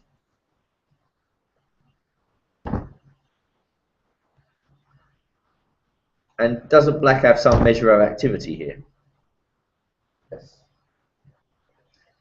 So, you know, the art of playing against Jack is to create a position where he really has to think, because you can't play that move without calculating it. And now his position starts going downhill, makes a quick move, and as you can see, the machine is evaluating that as massive advantage to white. Bishop f7, I presume? Or is he still thinking? Still thinking. Well, even that in itself is remarkable. Oh, he just played bishop f7. Well, this is unfortunately a stonewall grovel now, isn't it? Because as you can see, white's dominating. Yeah. So, coming up to the break, let's review the action in all the games, then we'll go to our afternoon break. So we've got 24A6 in Williams-Hawkins, Not sure why he played that. Yeah, and then All will be revealed. White played A4.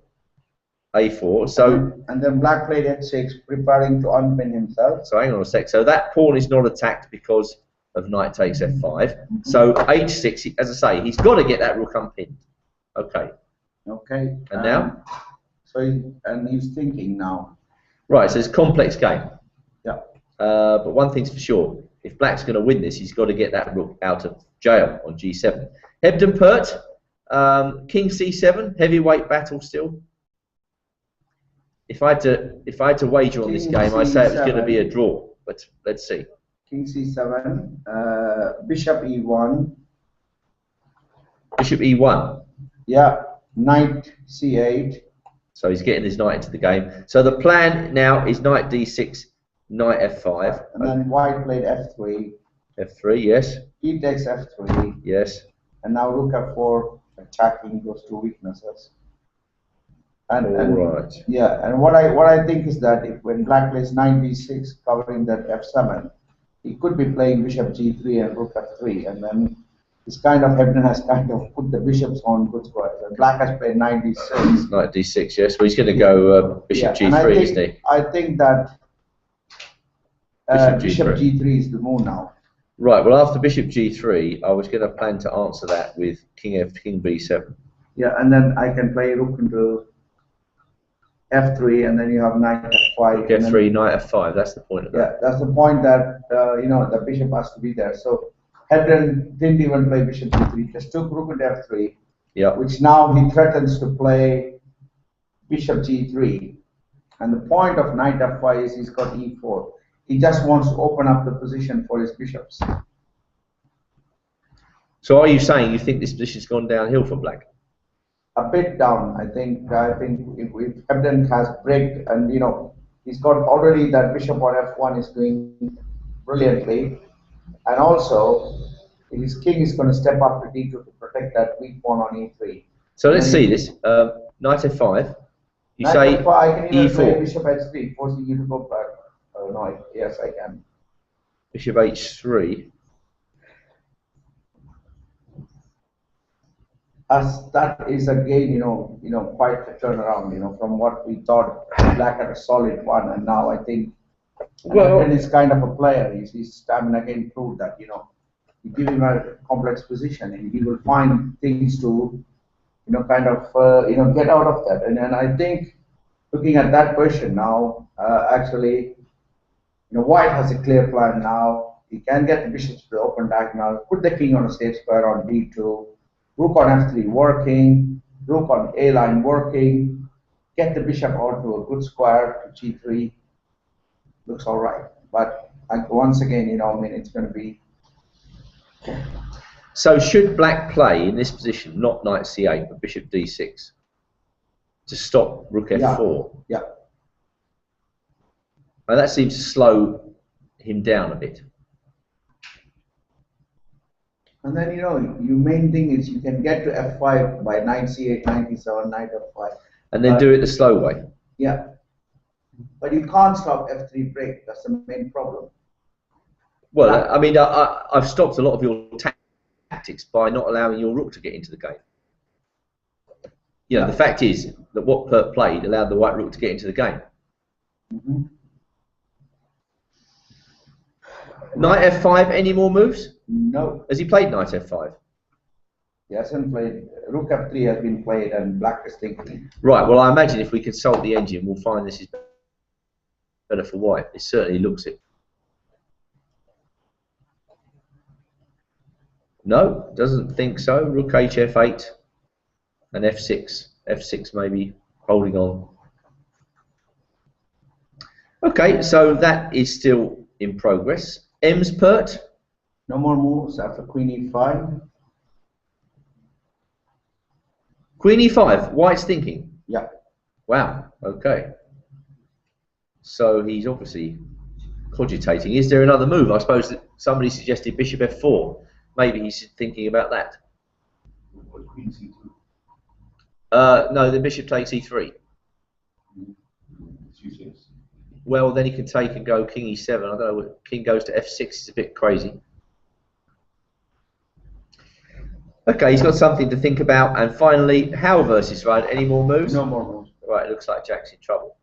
All right, so all the games are on the boil, and we'll be back at 5 o'clock with all the games continued until the end. Thank you for viewing on the internet. Thanks here. We'll see you in 25 minutes. And we're probably going to have to lock the room up if that's all right.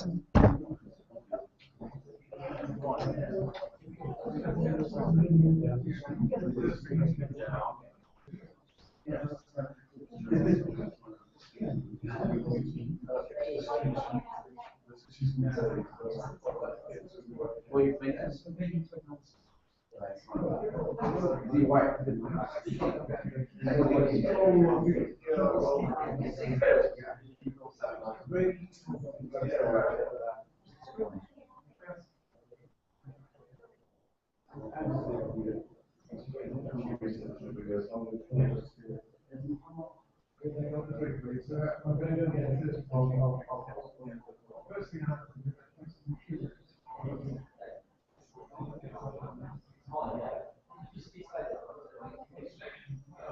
think?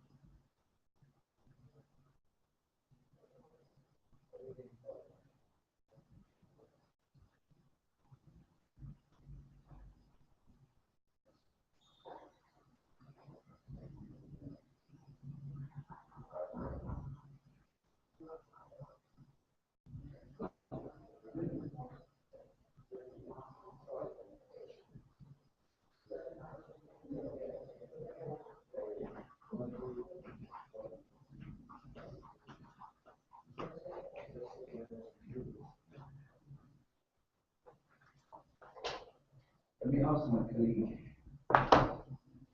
Andy, what do you recommend if someone plays the mark and someone doesn't want that stuff?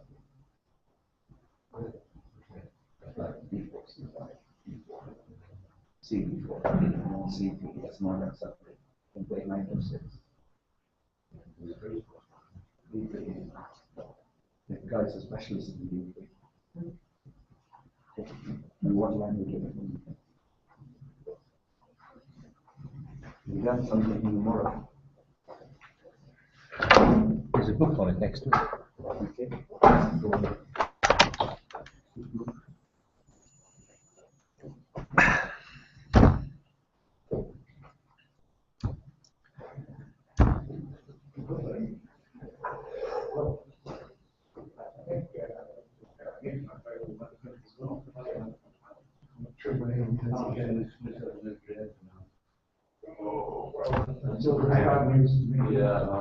Yes, yes. We were in Montenegro.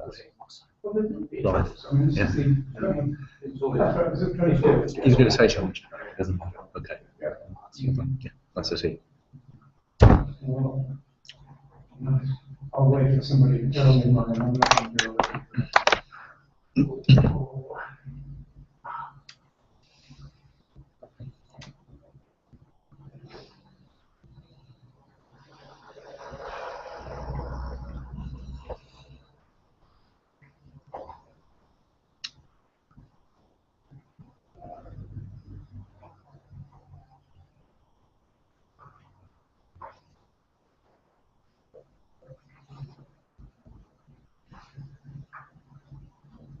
Are we on now?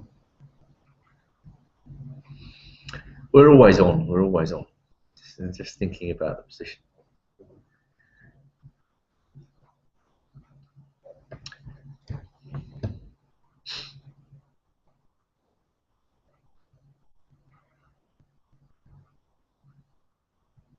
Well, I'll make a start for those watching on the internet and the vast numbers of spectators watching here in Aberystwyth.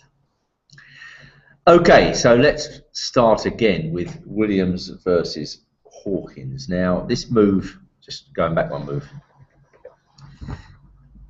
Williams played b4, then Hawkins played this move, which is becoming increasingly difficult to understand, this move a6. It looks to me as though he's playing on the wrong side of the board. I mean, he has to play h6. He played it in the game, one move later. And then I think Williams played c5. B takes c5, B takes c5. I think actually this is the game. My colleague Ravikumar is not here at the moment. It's a strange setup we've got here. In the new world of chess commentary, I have to analyse the board, the game on one of my boards, and Ravi has to pick up the live feed of games on another computer separate to my computer. So you do need two people and two computers for this. And so that's why it perhaps is a little bit disjointed with the webcam only featuring one person. It'd be nice if it could feature both of us. We'll have to work on that for future years. But there's some action going on the queen side here, and the role of this pawn on a6 just escapes me. I think it's going to make White's life a little bit easier here to break through. I was looking at the two players in the tournament hall. Williams seemed more satisfied with his position than Hawkins. Hawkins was shaking his head a bit. Of course, what that actually says, who knows? You know, some people would do that just to put their opponents off. But this a6 move, do you understand it, Ravi? Ravi's back now. He's come back from his wanders in the outback. And what do you reckon about a6? Yeah, I think I thought that that wasn't necessary at all. What is the point of it? Do you understand what the point The of it point is that maybe he wants to put the bishop on b5, and then, but he can't do anything. I don't know why he played a6. Hasn't it made life more difficult for him? Maybe he doesn't want the a7 pawn hanging, but I mean, he's now played queen. He's now taken once, and I thought he shouldn't take on the second time. He should just play. What do you mean he took on c5 twice? Yeah, he shouldn't take that. I think He took this pawn? Yeah, that's wow. I think is a mistake. That's risky, isn't it? Yeah. You could just see a knight appearing on e5. Possible. And I mean, like in this position, immediately he's got rid of the pin. That's the thing. Well, just a second, has he? Because White can play queen e5. Don't forget, he doesn't need to take that pawn. Yeah. He probably will. Let's say I do take it.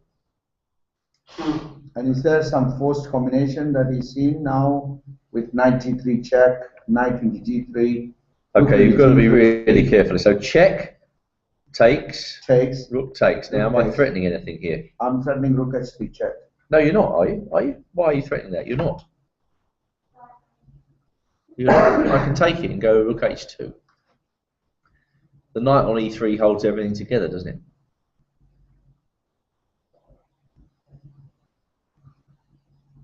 I mean, I just think when c5 came, Black could have done with his pawn on a7, because then he doesn't need to touch it, does he? He doesn't need to touch that position.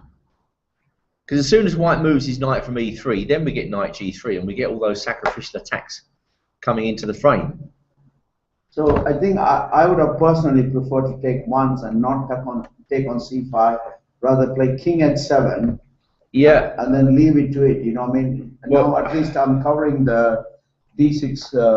I'm covering the e5 square. And if you want to play c6, I still have bishop c8. I got everything intact. And I think that part of the thing that Hawkins might be thinking is that he might have to get to the b line to do something. If nothing on the g line works, and I mean, see, that's the whole point of this, isn't it? I mean, he could have just left one pawn on d6, where maybe he was afraid that if he went king h7, it would be c into d6, c into d6, and then just queen b6 coming in and probing those weaknesses. So that is why he had to take on c5. Well, let's see this. Takes queen b6. At some stage around these parts, I'm going to have to go knight g3 check, aren't I?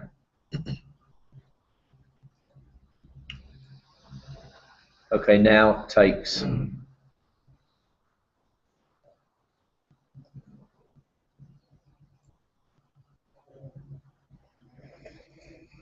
Well, quite hard. Take with the rook or the knight? Take with the rook. Yeah. Bit of a peculiar position. Who can move easiest? Well, what if I move my rook across to f2 now and say, actually, what are you doing there? Is Black threatening anything at all? Why not bishop a4? Bishop a4. Well, there's bound to be some horrible disaster happening after this, isn't there? With f5 hanging. Yeah. So I don't think you should play knight g3 check when you play queen. Yeah, but in that case. No. When you played queen b6, okay. But I'm threatening queen takes d6, aren't I? Yeah. Can I just return my queen to f6 and accept defeat? You can accept defeat at any time in the game, Ravi, as far as I'm concerned. Queen takes a6. Yeah. Nothing to do, isn't it? I need to hit the knight on e3 somehow. And Go on then.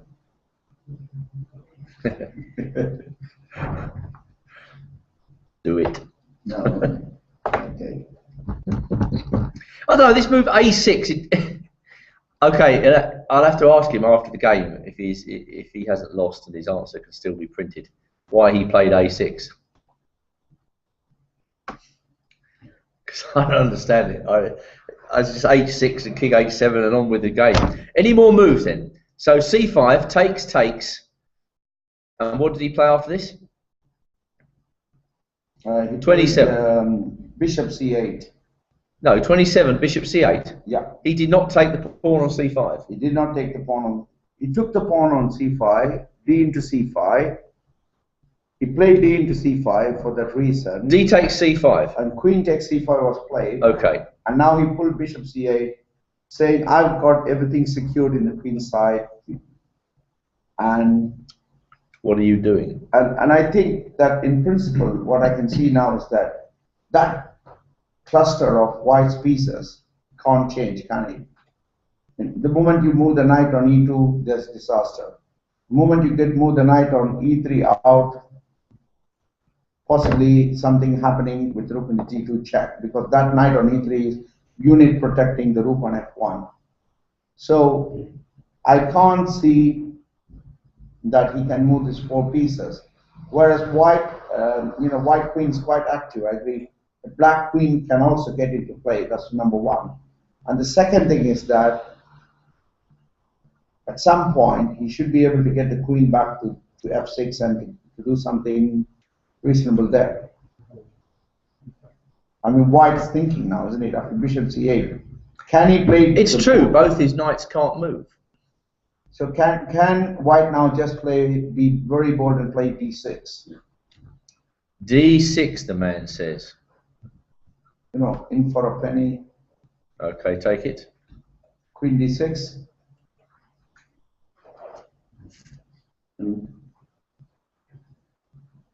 As long as you don't have any tactical threats, and I think this is. Well, you're certainly threatening h6 here. Yeah. So is it time for check? Huh? Check maybe. Knight takes d3. Queen takes. Oh no, I can't play queen takes. Okay, rook takes. Well, I think now I should find some move. You're not threatening rook h3 check now. I'm threatening rook takes knight. Oh no, I'm not even threatening rook takes knight, am I? Queen d4.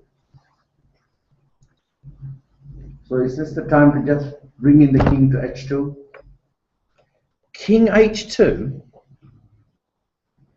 Can you really get away with moves like that? I can scarcely believe your audacity, Ravi. I shall refer to our resident international master, junior director. Yeah, right. Just coming. Last year we had a resident grandmaster who were here all the time and finding all the thing. I'm sure this year we had a couple of good feedbacks from. Bogdan didn't come this year, did he? We finished him off last year. Too many questions. Well, I don't know. Is that possible? King h2. It looks very bold. Okay. Well, let me reply in kind. King h7. What's good for the goose is good for the gander. Well, I'm threatening rook takes knight now. I couldn't do rook takes knight before, but I can now. So you don't have any tactics now. Have I covered every tactic on h3? I might be threatening to sack the exchange in certain circumstances. Yeah, but can I just now go back and play queen to c5? Because I like to angle a check on. This guy wants everything, doesn't he? He might get it in this position. Yeah, I mean, I don't see any way through for black, if that's what you're getting at. I mean, I don't think. Looks like some sort of standoff. Yeah, yeah. And I think that knight on, as long as you have the knight on h5, those four, if you can show them, as long as this knight is on h5, and you're threatening knight g3 check, those cluster of 2 knights and 2 rooks have to be on guard there. You can't move a piece away from that. So you got this queen, which you can oscillate to get d6 or something. And in fact, you know, I mean, what did he do? Any moves? he played queen d4. Very, very simple. He did not play d6. No, queen d4 and except now king at 7. King a7, yeah. Just unpin. On with the game. King at 7, which is freeing that, and Was that played? not yet. It looks like some peculiar standoff where nobody can move anything, frankly. White can't move other his knights, but black is also a little bit hamstrung. Right, we've got lots of moves in the. All right, we'll move on. Could be a draw, that. So Pert versus Hebden. Now, Ravi was starting to salivate over White's position here. Is that the best way to describe it? Well, at least White was getting into the game. But knight f5. Was that not the move played? Rook f3, rook f4, knight d6. Sorry, Rook f3, yeah. knight f5. Knight f5, yes. And now rook c1, shifting gears. So he didn't play e4, as was suggested. No, just shifting gears. You know, now there's another threat as well, isn't it? f6. What is the threat? I think some wages, some knight d5 check can come at the right time. Well, Pert doesn't think much of it. f6. f6, g into f6. Bishop takes. Bishop takes f6. Knight a4. Bishop into h4. Yes, I saw this position during the break in the Bishop tournament into hall. b4. And Pert was thinking very carefully about his next move. Is Hebden actually threatening anything here? It looks nice on the c file for him, but is he actually threatening anything? No. Is he possibly intending knight c5? Is that the intention? Yeah, that's one of the ideas, but. Okay, well, we've got to gobble this pawn. I think he needs to attack that weak pawn on c6. So that's why he went rook b1, and then now after bishop h4. That was played. Yeah, and then he went bishop into b4, Yes. a into b4, and then now bishop b5, winning that. And then the knight dropped back to e7. Yeah. And now rook f7. Yeah. King d6. Yeah. Competition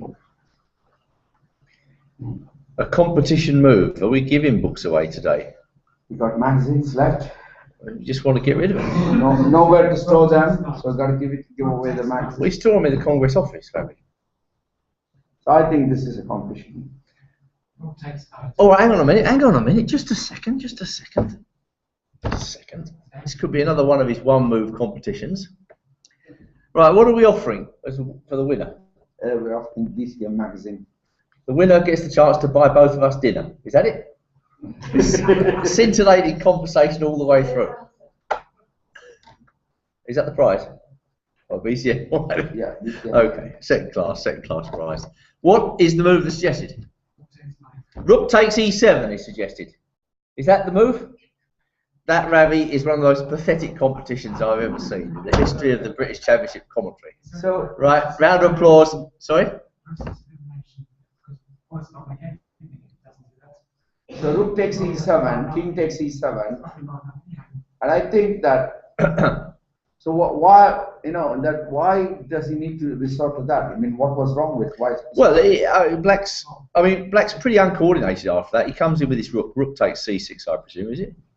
All right. I mean, I'm just trying to find out what would be wrong with bishop d3. Just play bishop d3. Could I go king e6 then?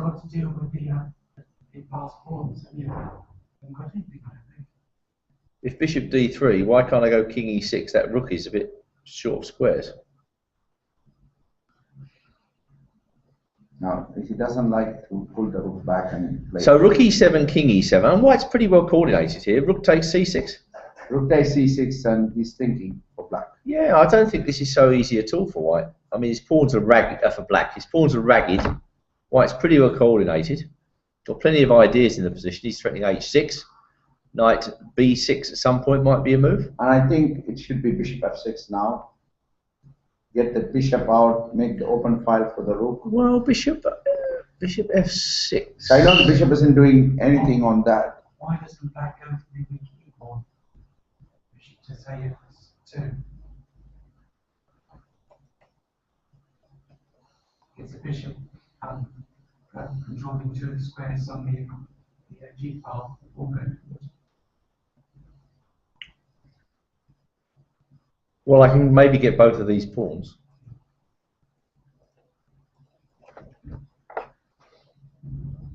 Our first impression is black's on top.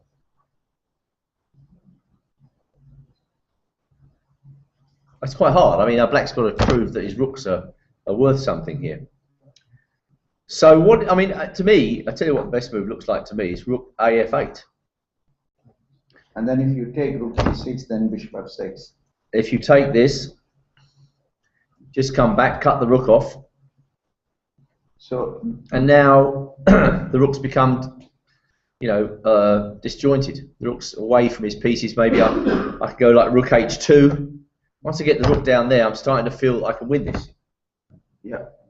So it's difficult. Let's check what the engine says. May as well. See we're not missing something. Rook takes c6. Rook hc8.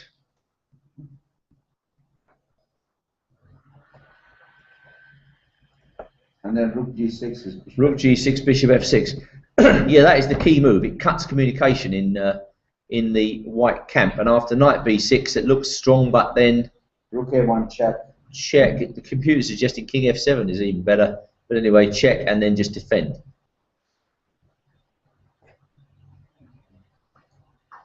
And black should be able to get that pass pawn going in due course.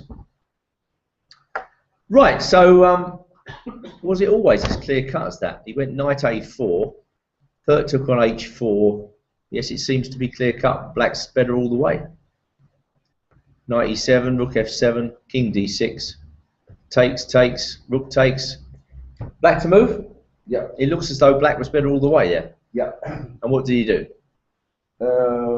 There is 33. no more moves. After rook c6, he's still thinking. Okay, so technical job there for Nick Pert. Now for Richard Pert, yeah. M's had a long think in this position. Yeah. And he played queen c2 in the end, didn't he?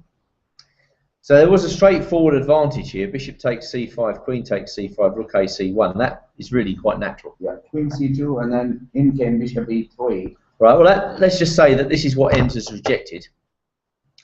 So he played queen c2, must be forcing it. Bishop e3? Bishop e3. Bishop c6 check? Bishop c6 check, bishop c6. Yes. Queen c6 check, king e7. Yeah, we had. I mentioned this position. I thought that black would be able to get in around the white king, but maybe I'm wrong. So check. Rook d7 check, king f6. Yeah. Queen f3 check, king d6. Right, so that's the and point. He's thinking whether to play fe3 or there's queen f7 check as well, isn't it? Yes. So queen f7 check, king h6.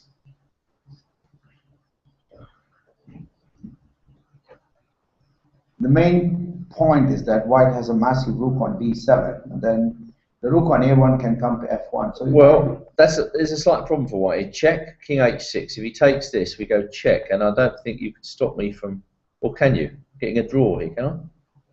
Yeah. What can you do now? Yeah, I mean, no, yeah. So I think in consequence, you should just play f into e3. Well, I can always defend this by going queen e5, and you don't have too many threats. So, but of course, white doesn't need to take on f7. He could always play f takes e3. So what's the endgame situation like? He's got 4 plus 2, 6. We got 4 plus 2, 6. We got a massive rook on the 7th rank.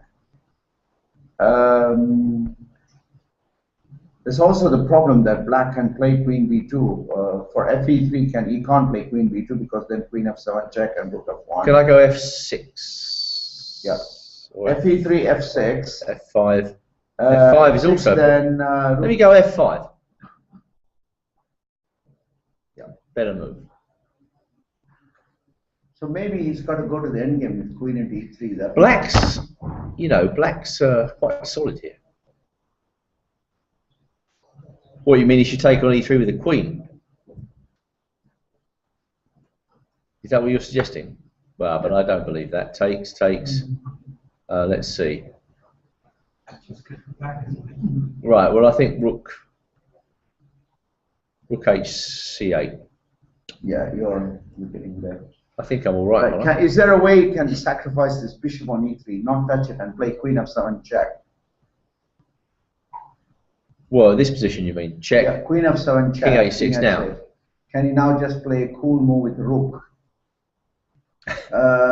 Like rook e7? Rook e7. Well, you can do that. I mean, the point I'm making. I have bishop f2 to start off with, don't I? Bishop f2 is queen f2, then at least I won that pawn, and then you have rook h8. Rook hf8. So bishop f2 check, I should. I don't feel any danger here. So I think it's if white plays fe3, which is what I think he's got to do here, or can he play rook f7? Is that rook f7 of any consequence? When? Instead of In this position, check. rook f7. Yeah. What does that threaten? Nothing. Okay, is it time to move the bishop? Yeah, and then I want to get the other rook to d1 to d7, or h4 h5 check as well. Seem very, very slow. Bishop c5. Bishop c5 h4. Oh, you are so cheap. All right.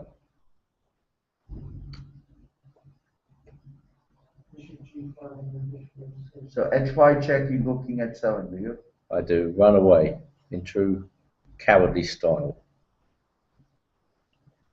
Yeah, it's looking quite. You're struggling to find the right word. He's got this massive decision to make, isn't it? Whether he's going to accept. I think he'll go f takes e3. Yeah, f takes e3. But even here, f5, it looks very solid. How are you going to get in here?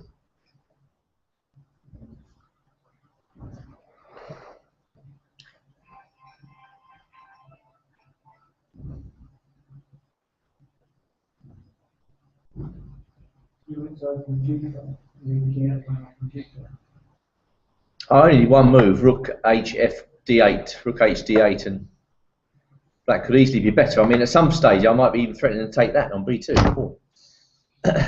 So,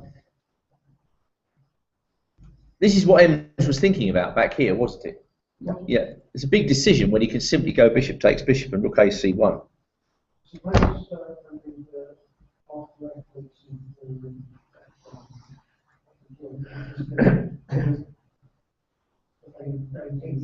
Rook ad1.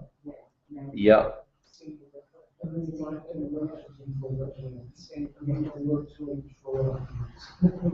Yes, you've got all the time in the world, haven't you? You've got all the time in the world. So is it fe3, f5, rook ad1? That must be the best move. Should we get our? So what is it? Doubling on the 7th rank that's threatened, or what? Yeah, amongst other things, which they're working on. I think they're planning some slow motion knockout punch like this.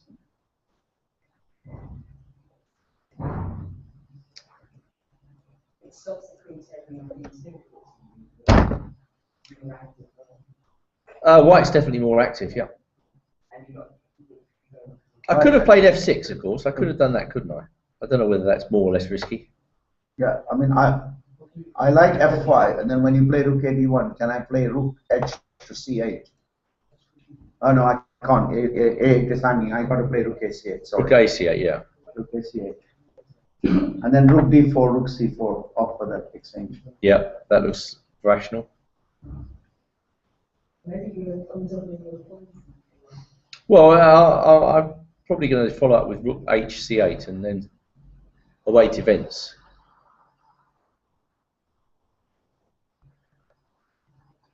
Be interesting to know how far John M saw. Whether he felt that there weren't too many winning chances in this. Where are we? In this position after bishop takes c5, queen takes rook ac1. Events have developed by force here, Yeah, and just to sum up, we just made only 21 moves. He's got 17 minutes to play the next 19 moves, and black has about 30 minutes. So it's about 30-minute time advantage. But he's got to play this critical move now. So what is the exact position? This one with the king on g6. Yeah, the king on g6. White to move. He's deciding whether it's worth taking a punt with queen f7 and then king h6 and then F takes e3. f takes e3 and then just queen takes e2. Okay, let's see this. So we take this, he takes back, king h6, we take this, now he takes this check, all right. Okay, well at least in this endgame, I get my king to the middle and I've got an active rook. So let me go queen f2. I'm going to play this rook end, double rook end game with two smaller f7 check, king h6, f3, queen e3, queen f2. Yeah. And as far as I can see, you've probably got a trade, haven't you? Yeah, I think I have to trade and then play. Right. Well, now I think I'm claiming I'm a bit better here. Yeah, but then I have the open file with rook a. Your king is on f2. I agree. Well, but I can play. No. Rook d6. You're in trouble. Pardon? I think black could be in a spot of bother here. So is it queen f7 check, king h6, and then fe3? Right, now black's got to find a good move. Yeah. So can you play rook hf8? So rook hf8 is much better. Where's the queen going? I'm not exactly flushed with choice. So that's why he's still thinking. You see, he can't do this as well. That looks good for black, doesn't it? That is winning for black, in fact, I think. Yeah. All right, so he can't do that. Can he do anything else? No, he can't go queen f7, can he? Because he's really burned his bridges here. And so what can he do? He's got to take this bishop. So well, I think if I'm playing for the win, I've got to go f takes e3, haven't I? Because queen takes e3, takes, rook here,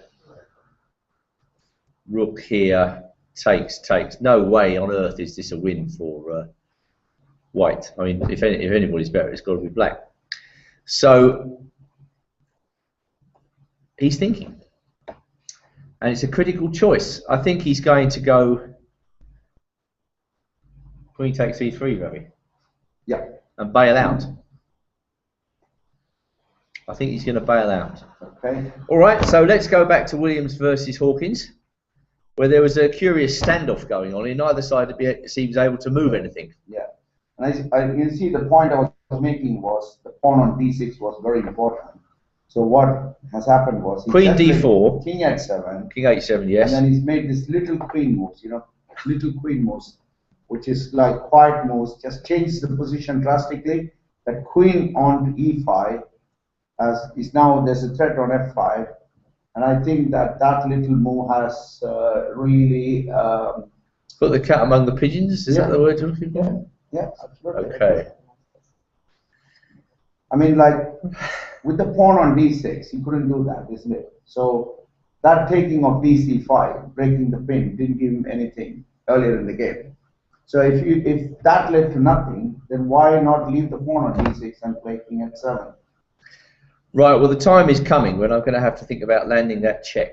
You've moved your knight, you've moved your queen away from the defender of the knight. So in I come. So knight g3 check, yeah. Possibly knight into g3. Yes. Okay. Come on. Rook takes g3. Yes. Should I be playing queen c7 check? Possibly. The problem I see is that I have this cluster of pieces. Those two rooks, those two knights is completely defending the king. What about instead of my g3 A5. That's a nice suggestion. Activating the bishop. You just have to speak a bit louder, Sheila. Nobody can hear you. We can hear Jack all throughout the building. So if Jack is here, does it mean that? If Jack's here, it possibly means that his game is finished. We'll come to that later. Or maybe he just wants to take a quick look at our analysis before going back to play a few moves. What's wrong with that? There's nothing wrong with that.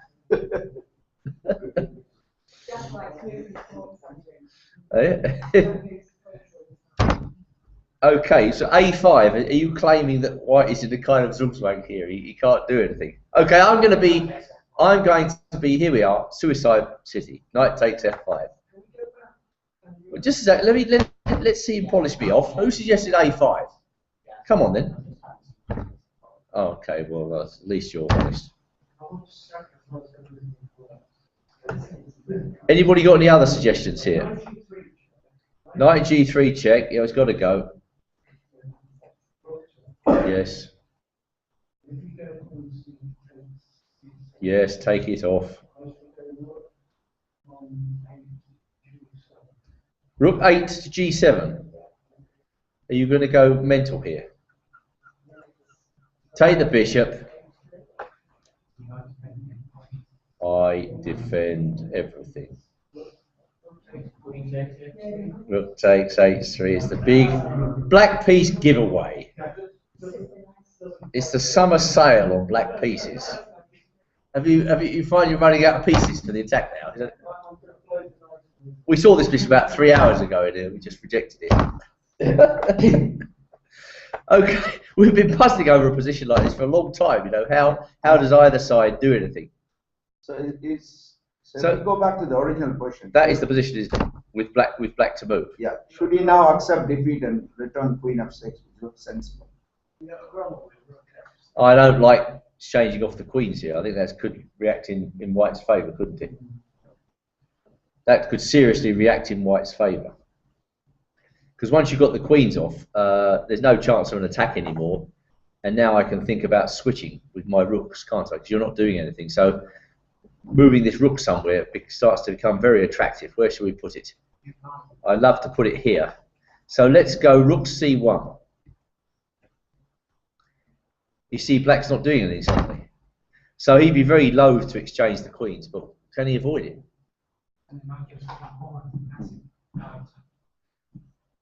Okay, you're making all these tiptoe through the tulips moves with your queen, right? What if I do the same with my rook? Well, if you move your rook, that frees one of my rook. Not really. Okay. So maybe that's the move. Rook F7, protecting that, and it's saying to you, make some progress. But in that line, can you just start attacking the d-pawn? So when the knight like bishop e7 after rook c1, you can move your rooks to the d-pawns. So like bishop e7 here. Bishop where? B7. You've got to guard F5. Yeah. Well, okay, Hawkins has got something to think about. Yeah. Did he play a move, or he's still thinking? He's still thinking. Okay, so it's a difficult quandary. He's in there. All right, so we move on. And move on to the game, Howe versus Rudd. Okay. Jack's in the audience. Jack in. Shall we allow Jack in? Yeah. Sorry, invite him in. Invite him. Right, Jack, round of applause. Okay, do you want to take up the chair here? Come on. Can you repeat what you said about his position here? Fourth right. I'd rather not. That's the one. Well, can you just take us through from this position here? Righto. Okay. Bishop e3. And this is when things started to go crazy. I attempted freeing move because if I don't try to break out somehow, I'm just going to get ground down. So f4.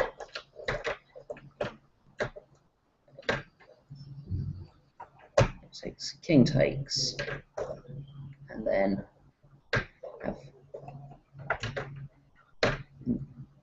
Is that what you did? This is what happened. Yes. Ouch. Yeah.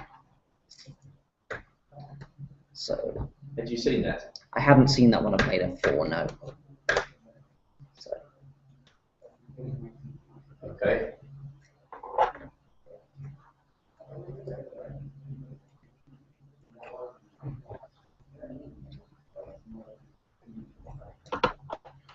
And with hindsight, I should probably have taken him with the king. So I just hadn't seen his next move. I was thinking of whatever I take with him. He played bishop takes c8, and I played queen takes c8, but in fact he played c5. deflecting my knights away from the guarding of the rook. So, okay, knight b5, goes queen f5, go back to f6 with my knight. Now, if he just takes on c8, I mean, he's winning, but it's not quite so clear. I may have some swindling chances by taking off this pawn, but he went for a rather more direct way of going for it. Now, It's difficult for you. it does look difficult for me, yes. I went to h5. Didn't particularly want to. h6, h6. There are some very awkward people in the audience chat. They do ask embarrassing questions.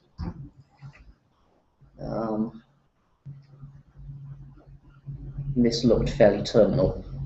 But marching the king further up was easier. It does, but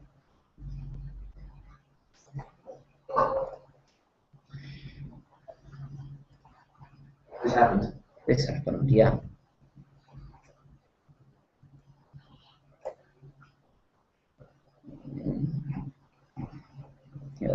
Thought might as well at least protect my bishop and force him to find the way through to mate. And now, if I play any sort of move that blocks this line, such as this, you can just take on here, and he's just got a tremendous material advantage. So I just allowed the mate. That's nice of you. Yeah. Okay, well, unlucky. Don't Can we give him a round of applause? Don't know what I can do here. If f4 not working, it's...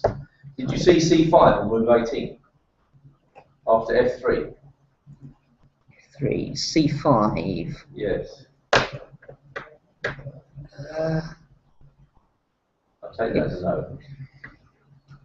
Kind of wandered through my consciousness, but I didn't believe it. Because that was the first suggestion when you put the engine on. It said C5 straight away. Right. Yeah. I mean, Okay.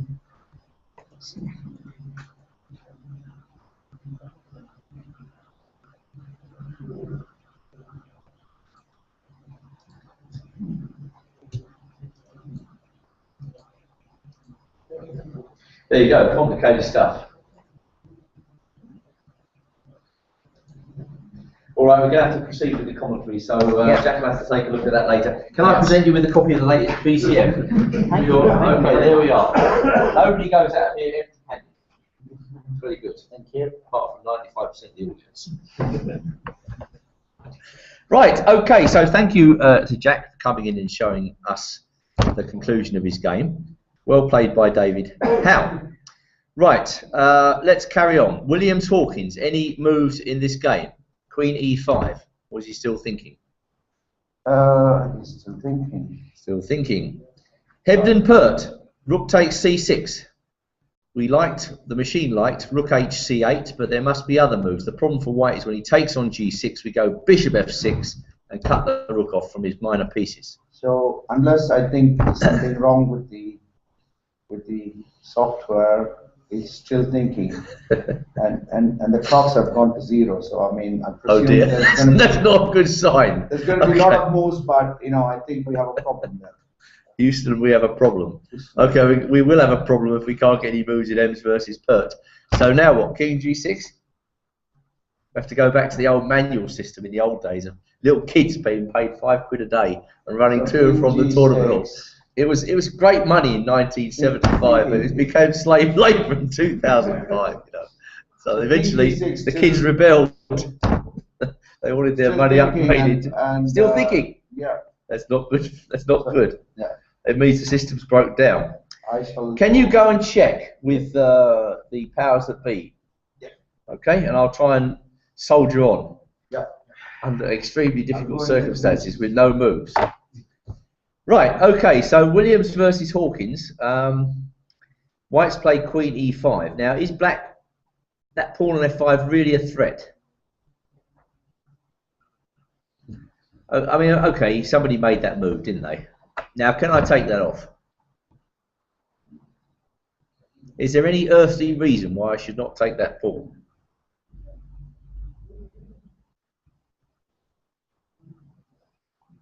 Anybody see anything? I don't see anything. I don't see any crushing move for black. So that has got to be dealt with. Well, I just thought, I don't know, this might be rubbish, but Rook G3. Rook G3, he's going down with all guns blazing. What are you actually threatening there? If I just ignore it and play knight takes F5. Sacrifice your pieces. Is there some win here? Okay, check. Let's see it. Takes. Queen takes. Rook H2. Ooh. Okay, that's a threat. Do you like that? I love it. I love it. I'm sitting on the black side. It's giving me a thrill. Right, so there is a threat. So Rook G3. All right, well, somebody was suggesting a move like King H2, but of course he's hitting the knight. Wow, that could be an interesting move. So knight takes G3. All right, let's take it. This looks like the best suggestion yet. Of course, there was Queen takes C7 check as well. We'll have a look at that later. Knight takes, knight takes G3. Who said that? No, what was the follow-up? It's Rook, knight takes knight. All right, well, Or you can play. you know, these exchanges I don't mind so much. Rook takes knight. I've got to go King G1 though, haven't I? Yeah. All right, now. Then maybe. I think you've got to take my rook, haven't you? Yeah, probably. You're running out of pieces here. So knight takes F1. Yeah, but these trades are not favouring black in any way because you're going to be left with this rubbishy bishop against a superb knight, aren't you? So I take with the king even. Yeah. And now I'm claiming I think I've got an advantage here. Yeah, because A5 bishop A6, you're just going to run away with your king. Who handed this iPad to me?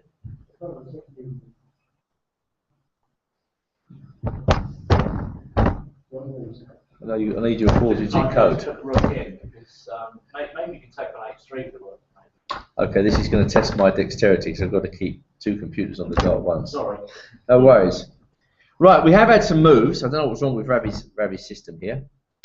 The system seems to be up and running again, so the position has changed quite dramatically. So Queen E5 on move 30, a lot of moves. Black went Rook F7.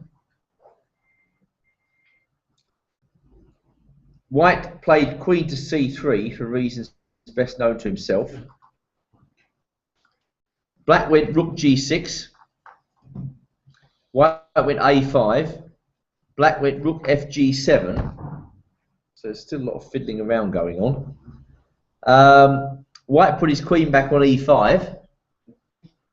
And black plonked the knight in on G3. Knight takes, rook takes. We're waiting for some action to happen. Rook E2, so it seems that Simon's freed up his rooks.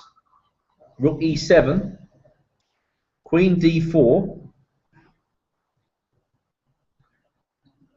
Bishop D7. And now apparently White played Rook C1.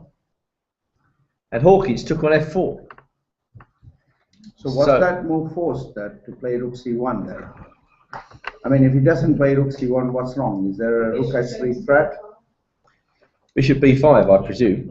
Oh, well, is that a threat? Knight takes F5 then? So is it just King G6 and then Bishop B5? Probably.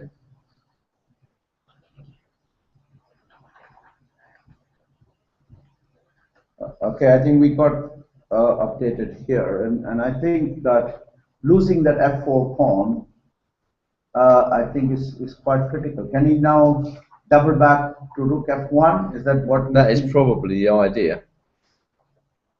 And then where's the queen going? Well, I can go queen e5 if I want to. So you're just maintaining that extra pawn, aren't you? Something happened in this game, didn't it? Rook f7 was played, and then white played queen to c3. What were we suggesting here? Rook C1, I think. No, you can't play rook c1 because the rook on f2 is hanging. He went queen c3, black rearranged his rooks, queen e5, knight g3, takes, Rook E2 to force it. and rook e2 to keep the knight under observation, rook e7, queen d4, bishop now- d7, now rook c1. Was that absolutely forced? But he was threatening bishop. He wasn't threatening. Well, I mean, what if I go rook f2 here? Are you threatening anything? Is there some Can threat? go king G6 to threaten bishop E5. King g6. What does that threaten? I want to free my bishop. Yeah. Well, queen takes f4. So what does the engine say if black is winning now? Yeah, black's winning suddenly. So the turning point, rook f g7, queen e5 still better for white maybe, or equal. Knight g3 takes, rook e2, still okay. Rook e7, queen d4 still okay. Bishop d7, and now rook c1 is the mistake. White should just play rook c2 or rook f2 and hold the position. Rook c1, queen takes f4. That looks like a big mistake by Simon. I wonder if he picked up the wrong rook or something like that. Yeah, quite possible. Those two rooks are nearby. He intended rook. c2. Probably. Yeah. Probably intended rook c2. Is he sure it's time? My guess is yes. Yes. My guess is yes. That's the sort of thing you do when you're short time, isn't it? But rook c1, allowing queen takes f4. I mean, that must have come as a kind of shock. Especially if you intended rook c2 and you suddenly find your hand on the other rook. I mean, how many of us have done that? It happens to us all, you know, that sort of thing. So what happens in this position if I just play queen f6? White. Well, I can play queen e5. I see what you mean. You're on the right. Well, okay. What if I just go rook eg7?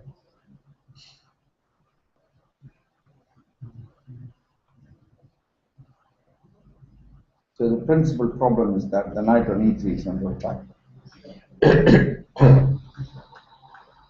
I may even be threatening rook takes h3 in this position. I think I probably am.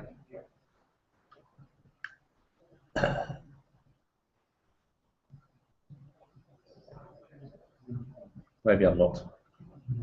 Anyway, the knight's attack, like you say. No, I think he's made a catastrophic blunder here, hasn't he? Rook c1. My best guess is he meant to move the other rook and just found that rook in his hand. So queen takes f4. Any moves?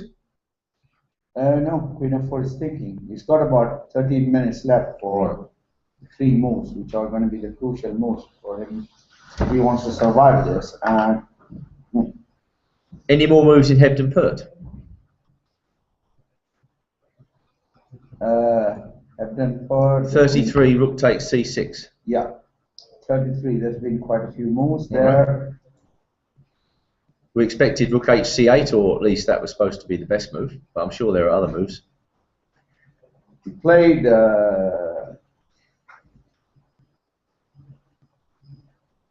rook ac8. Rook ac8. Yeah, Yeah. rook g6. Bishop f6. Bishop f6, now freeing both the rooks to come in. Yeah. King d2. Yeah. Rook h2 check. Yeah. Bishop e2. Right, so king d3, is he getting mated? Rook comes down the back, threatening rook d1, mate. That looks pretty difficult to stop. Yeah, and That is the reason he plays Bishop Bishop. E2, and now he's doubled on the H line. Bishop E2. Okay. Of course, this was always the problem in this endgame. You know, once Black gets his rooks in, that White will be lost. So anyway, keep going. He played rook doubled on the H line. Yes. Knight C5, rook H8 to H5. Rook H8 to H5. Yeah, Knight D3. Hang on a second. This one move at a time. So what's the point of that? Rook G5. Is that the point? Yeah. He's trying to get the pieces off. That will force a pair of rooks off. Yeah. But whether he plays Knight D3 or not, he can still do it, can't he? Yeah. Knight D3 was played. Yeah, on this pawn, of course. And then rook G5, Bishop G5. Take on B4. Knight into B4, King D6. Yeah. Knight C2. Bishop D8.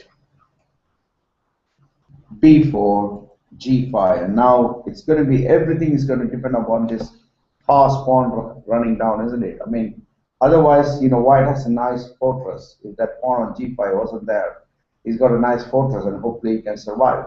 But now that pawn has gone to G5, and White has to free himself with King D3, and then he's played Rook G2. He played King D3. Rook G2. He's got to play King D3, and the king must keep protecting the knight, so you can move the bishop. Yeah. If you go King E1, I can push, and then suddenly your knight's on pre. Yeah. So he's got to maintain contact with the knight.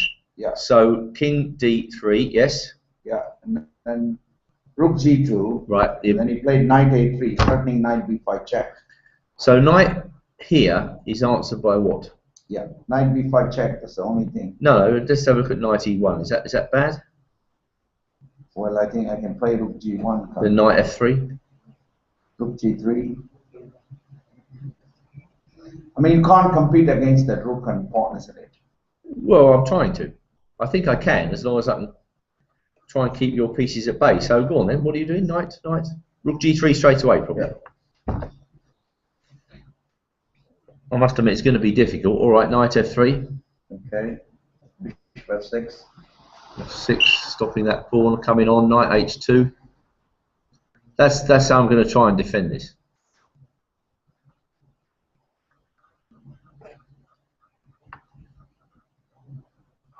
Try and blockade. I don't know whether it's going to work, but So King. you've got to break it.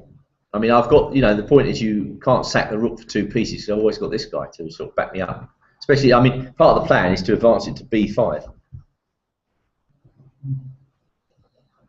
So Knight E1. Why I can't think I that play, was a chance. Sorry, can we go back to Knight E1? Sure. Why can't I play Rook F2? Rook F2. All right, so that looks a bit better, a bit speedier, doesn't it? Right, so you're not actually threatening to move the pawn on, are you? No. So let me play B5 first. And then Bishop A5. Bishop A5.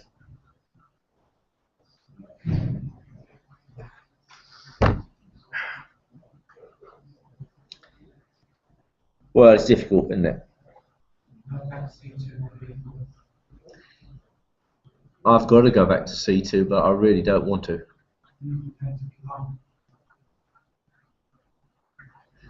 No, this is looking horrible now. Yeah, rook F2. I agree. That's a good move. Yeah. So he went Knight A3 now. All right. So the rook's on G2. Yeah. He played Knight A3. And I think if Black goes G4, Yeah. he's probably going to play. Is the bishop Knight on B5 D8? check. The bishop's on D8. Yeah. All right. Knight B5 check. He's going to play. Yes. King D7. King. I think you should go E6 because the bishop is controlling massively everything. All right. If you say so. Now what? And I think that's the problem, isn't This it? pawn is very quick. So what? Your if knight I- is Can I play miles away. Can I play B3 here? Then B3. Okay, push. bishop G4 check.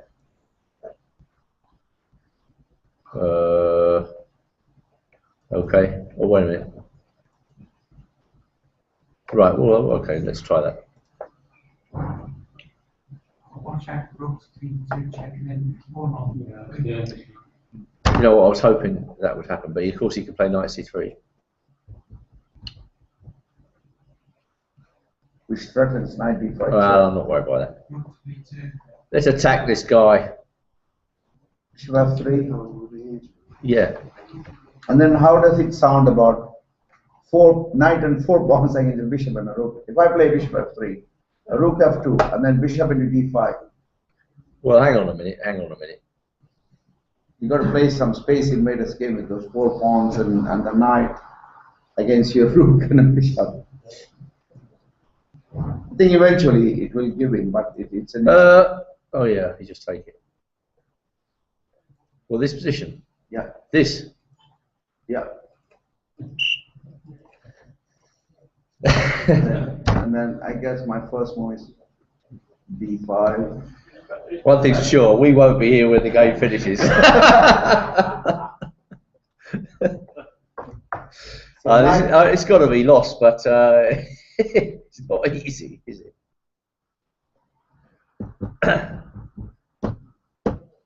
So I know, that's quite interesting. Let's hope that that's reached. So we have one more move in the Hawkins game. Now let's get this position right, because I don't want to. What is the actual position? What move number are we on? We have move number 44, knight a3, and black is thinking. All right. In the Hawkins game, we have a surprise move, which is d6. It's decided to play d6. Well, after queen takes f4. Yeah, after queen takes f4. And the point is, if cd6, can he go knight d5? Or that's queen c1 check as well. So Well, there's always queen takes d6. yeah, I think I think that after cd6, Is he planning to take the queen to go rook c7, pinning the bishop? yeah, Threatening knight takes f5. mhm. Right, See- okay, so I could basically unpin. So cd6, rook c7. Rook e7. Yeah. So you think it's not time to go to the end game yet with queen d6, cd6? Is that an end game that he should play, because then he's vacated the f4 square for some f4 decisiveness? Okay, is there something wrong with that we've missed?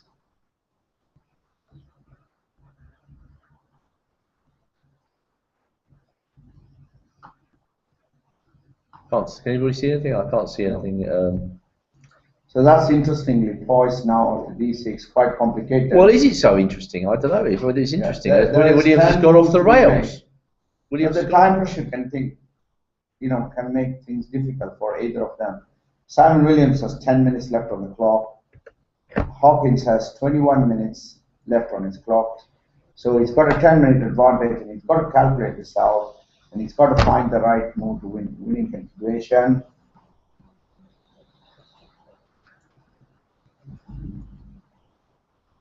Okay, so that's the position, d6. Don't see any reason why black shouldn't take it. M's pert. Let's go back to that one. And now we left John Ems with a difficult decision. Which of the endgame should he take? So he played 21 quick king g6. f into e3, Okay. f5, Yes. rook a d1, Just a second. Let's get this right. f5, rook a d1. rook a c8, Rook a c8. We get it right. How and about now this queen f4 move. that? Queen f4.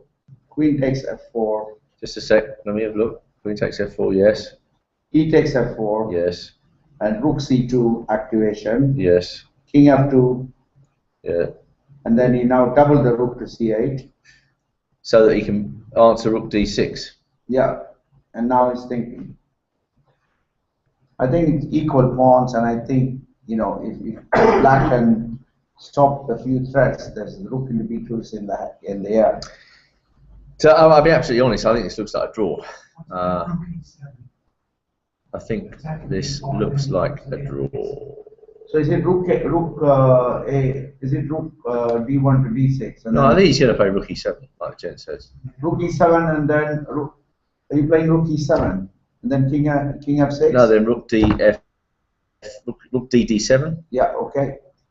and you could get mated. So rook e7. That's quite a challenge. So Well rook done. e7.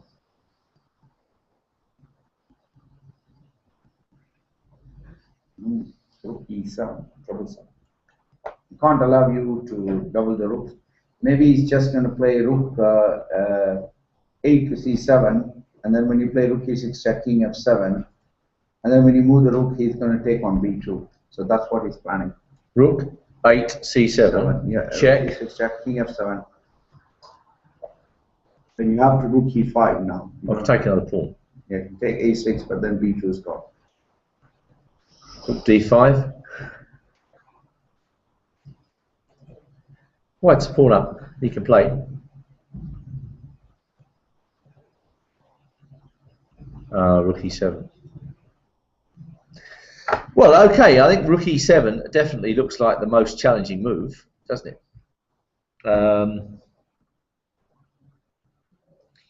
In fact, it looks like it just wins a pawn.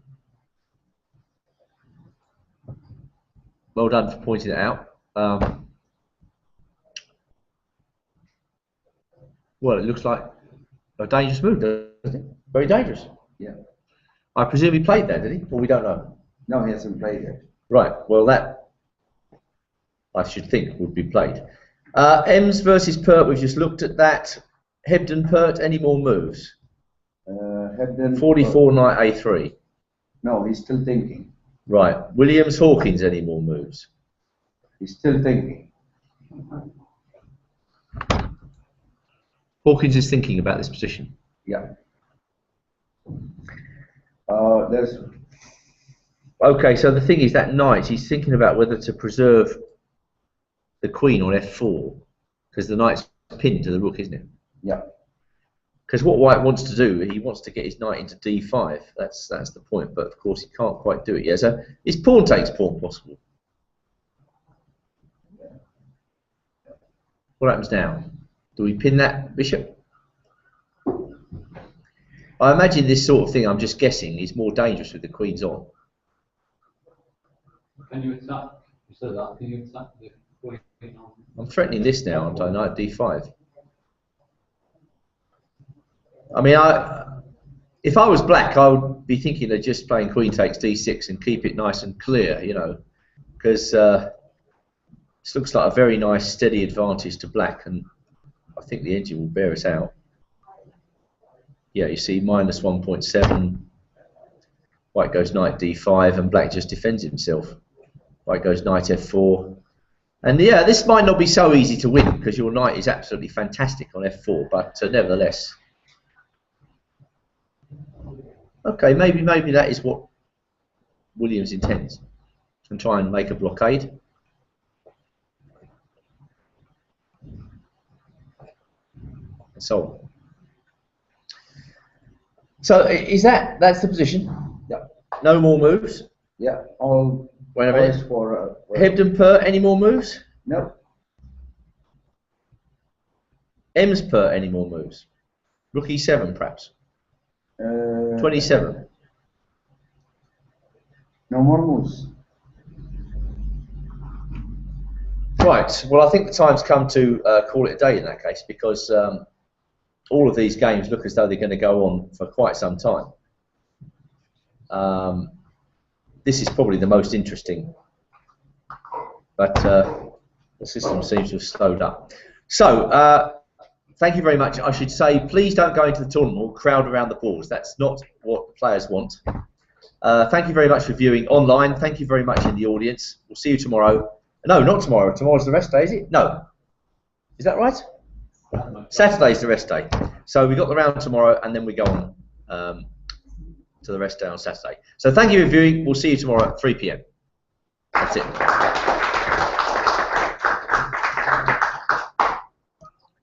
Thanks very much, Father. Yeah, take care, mate.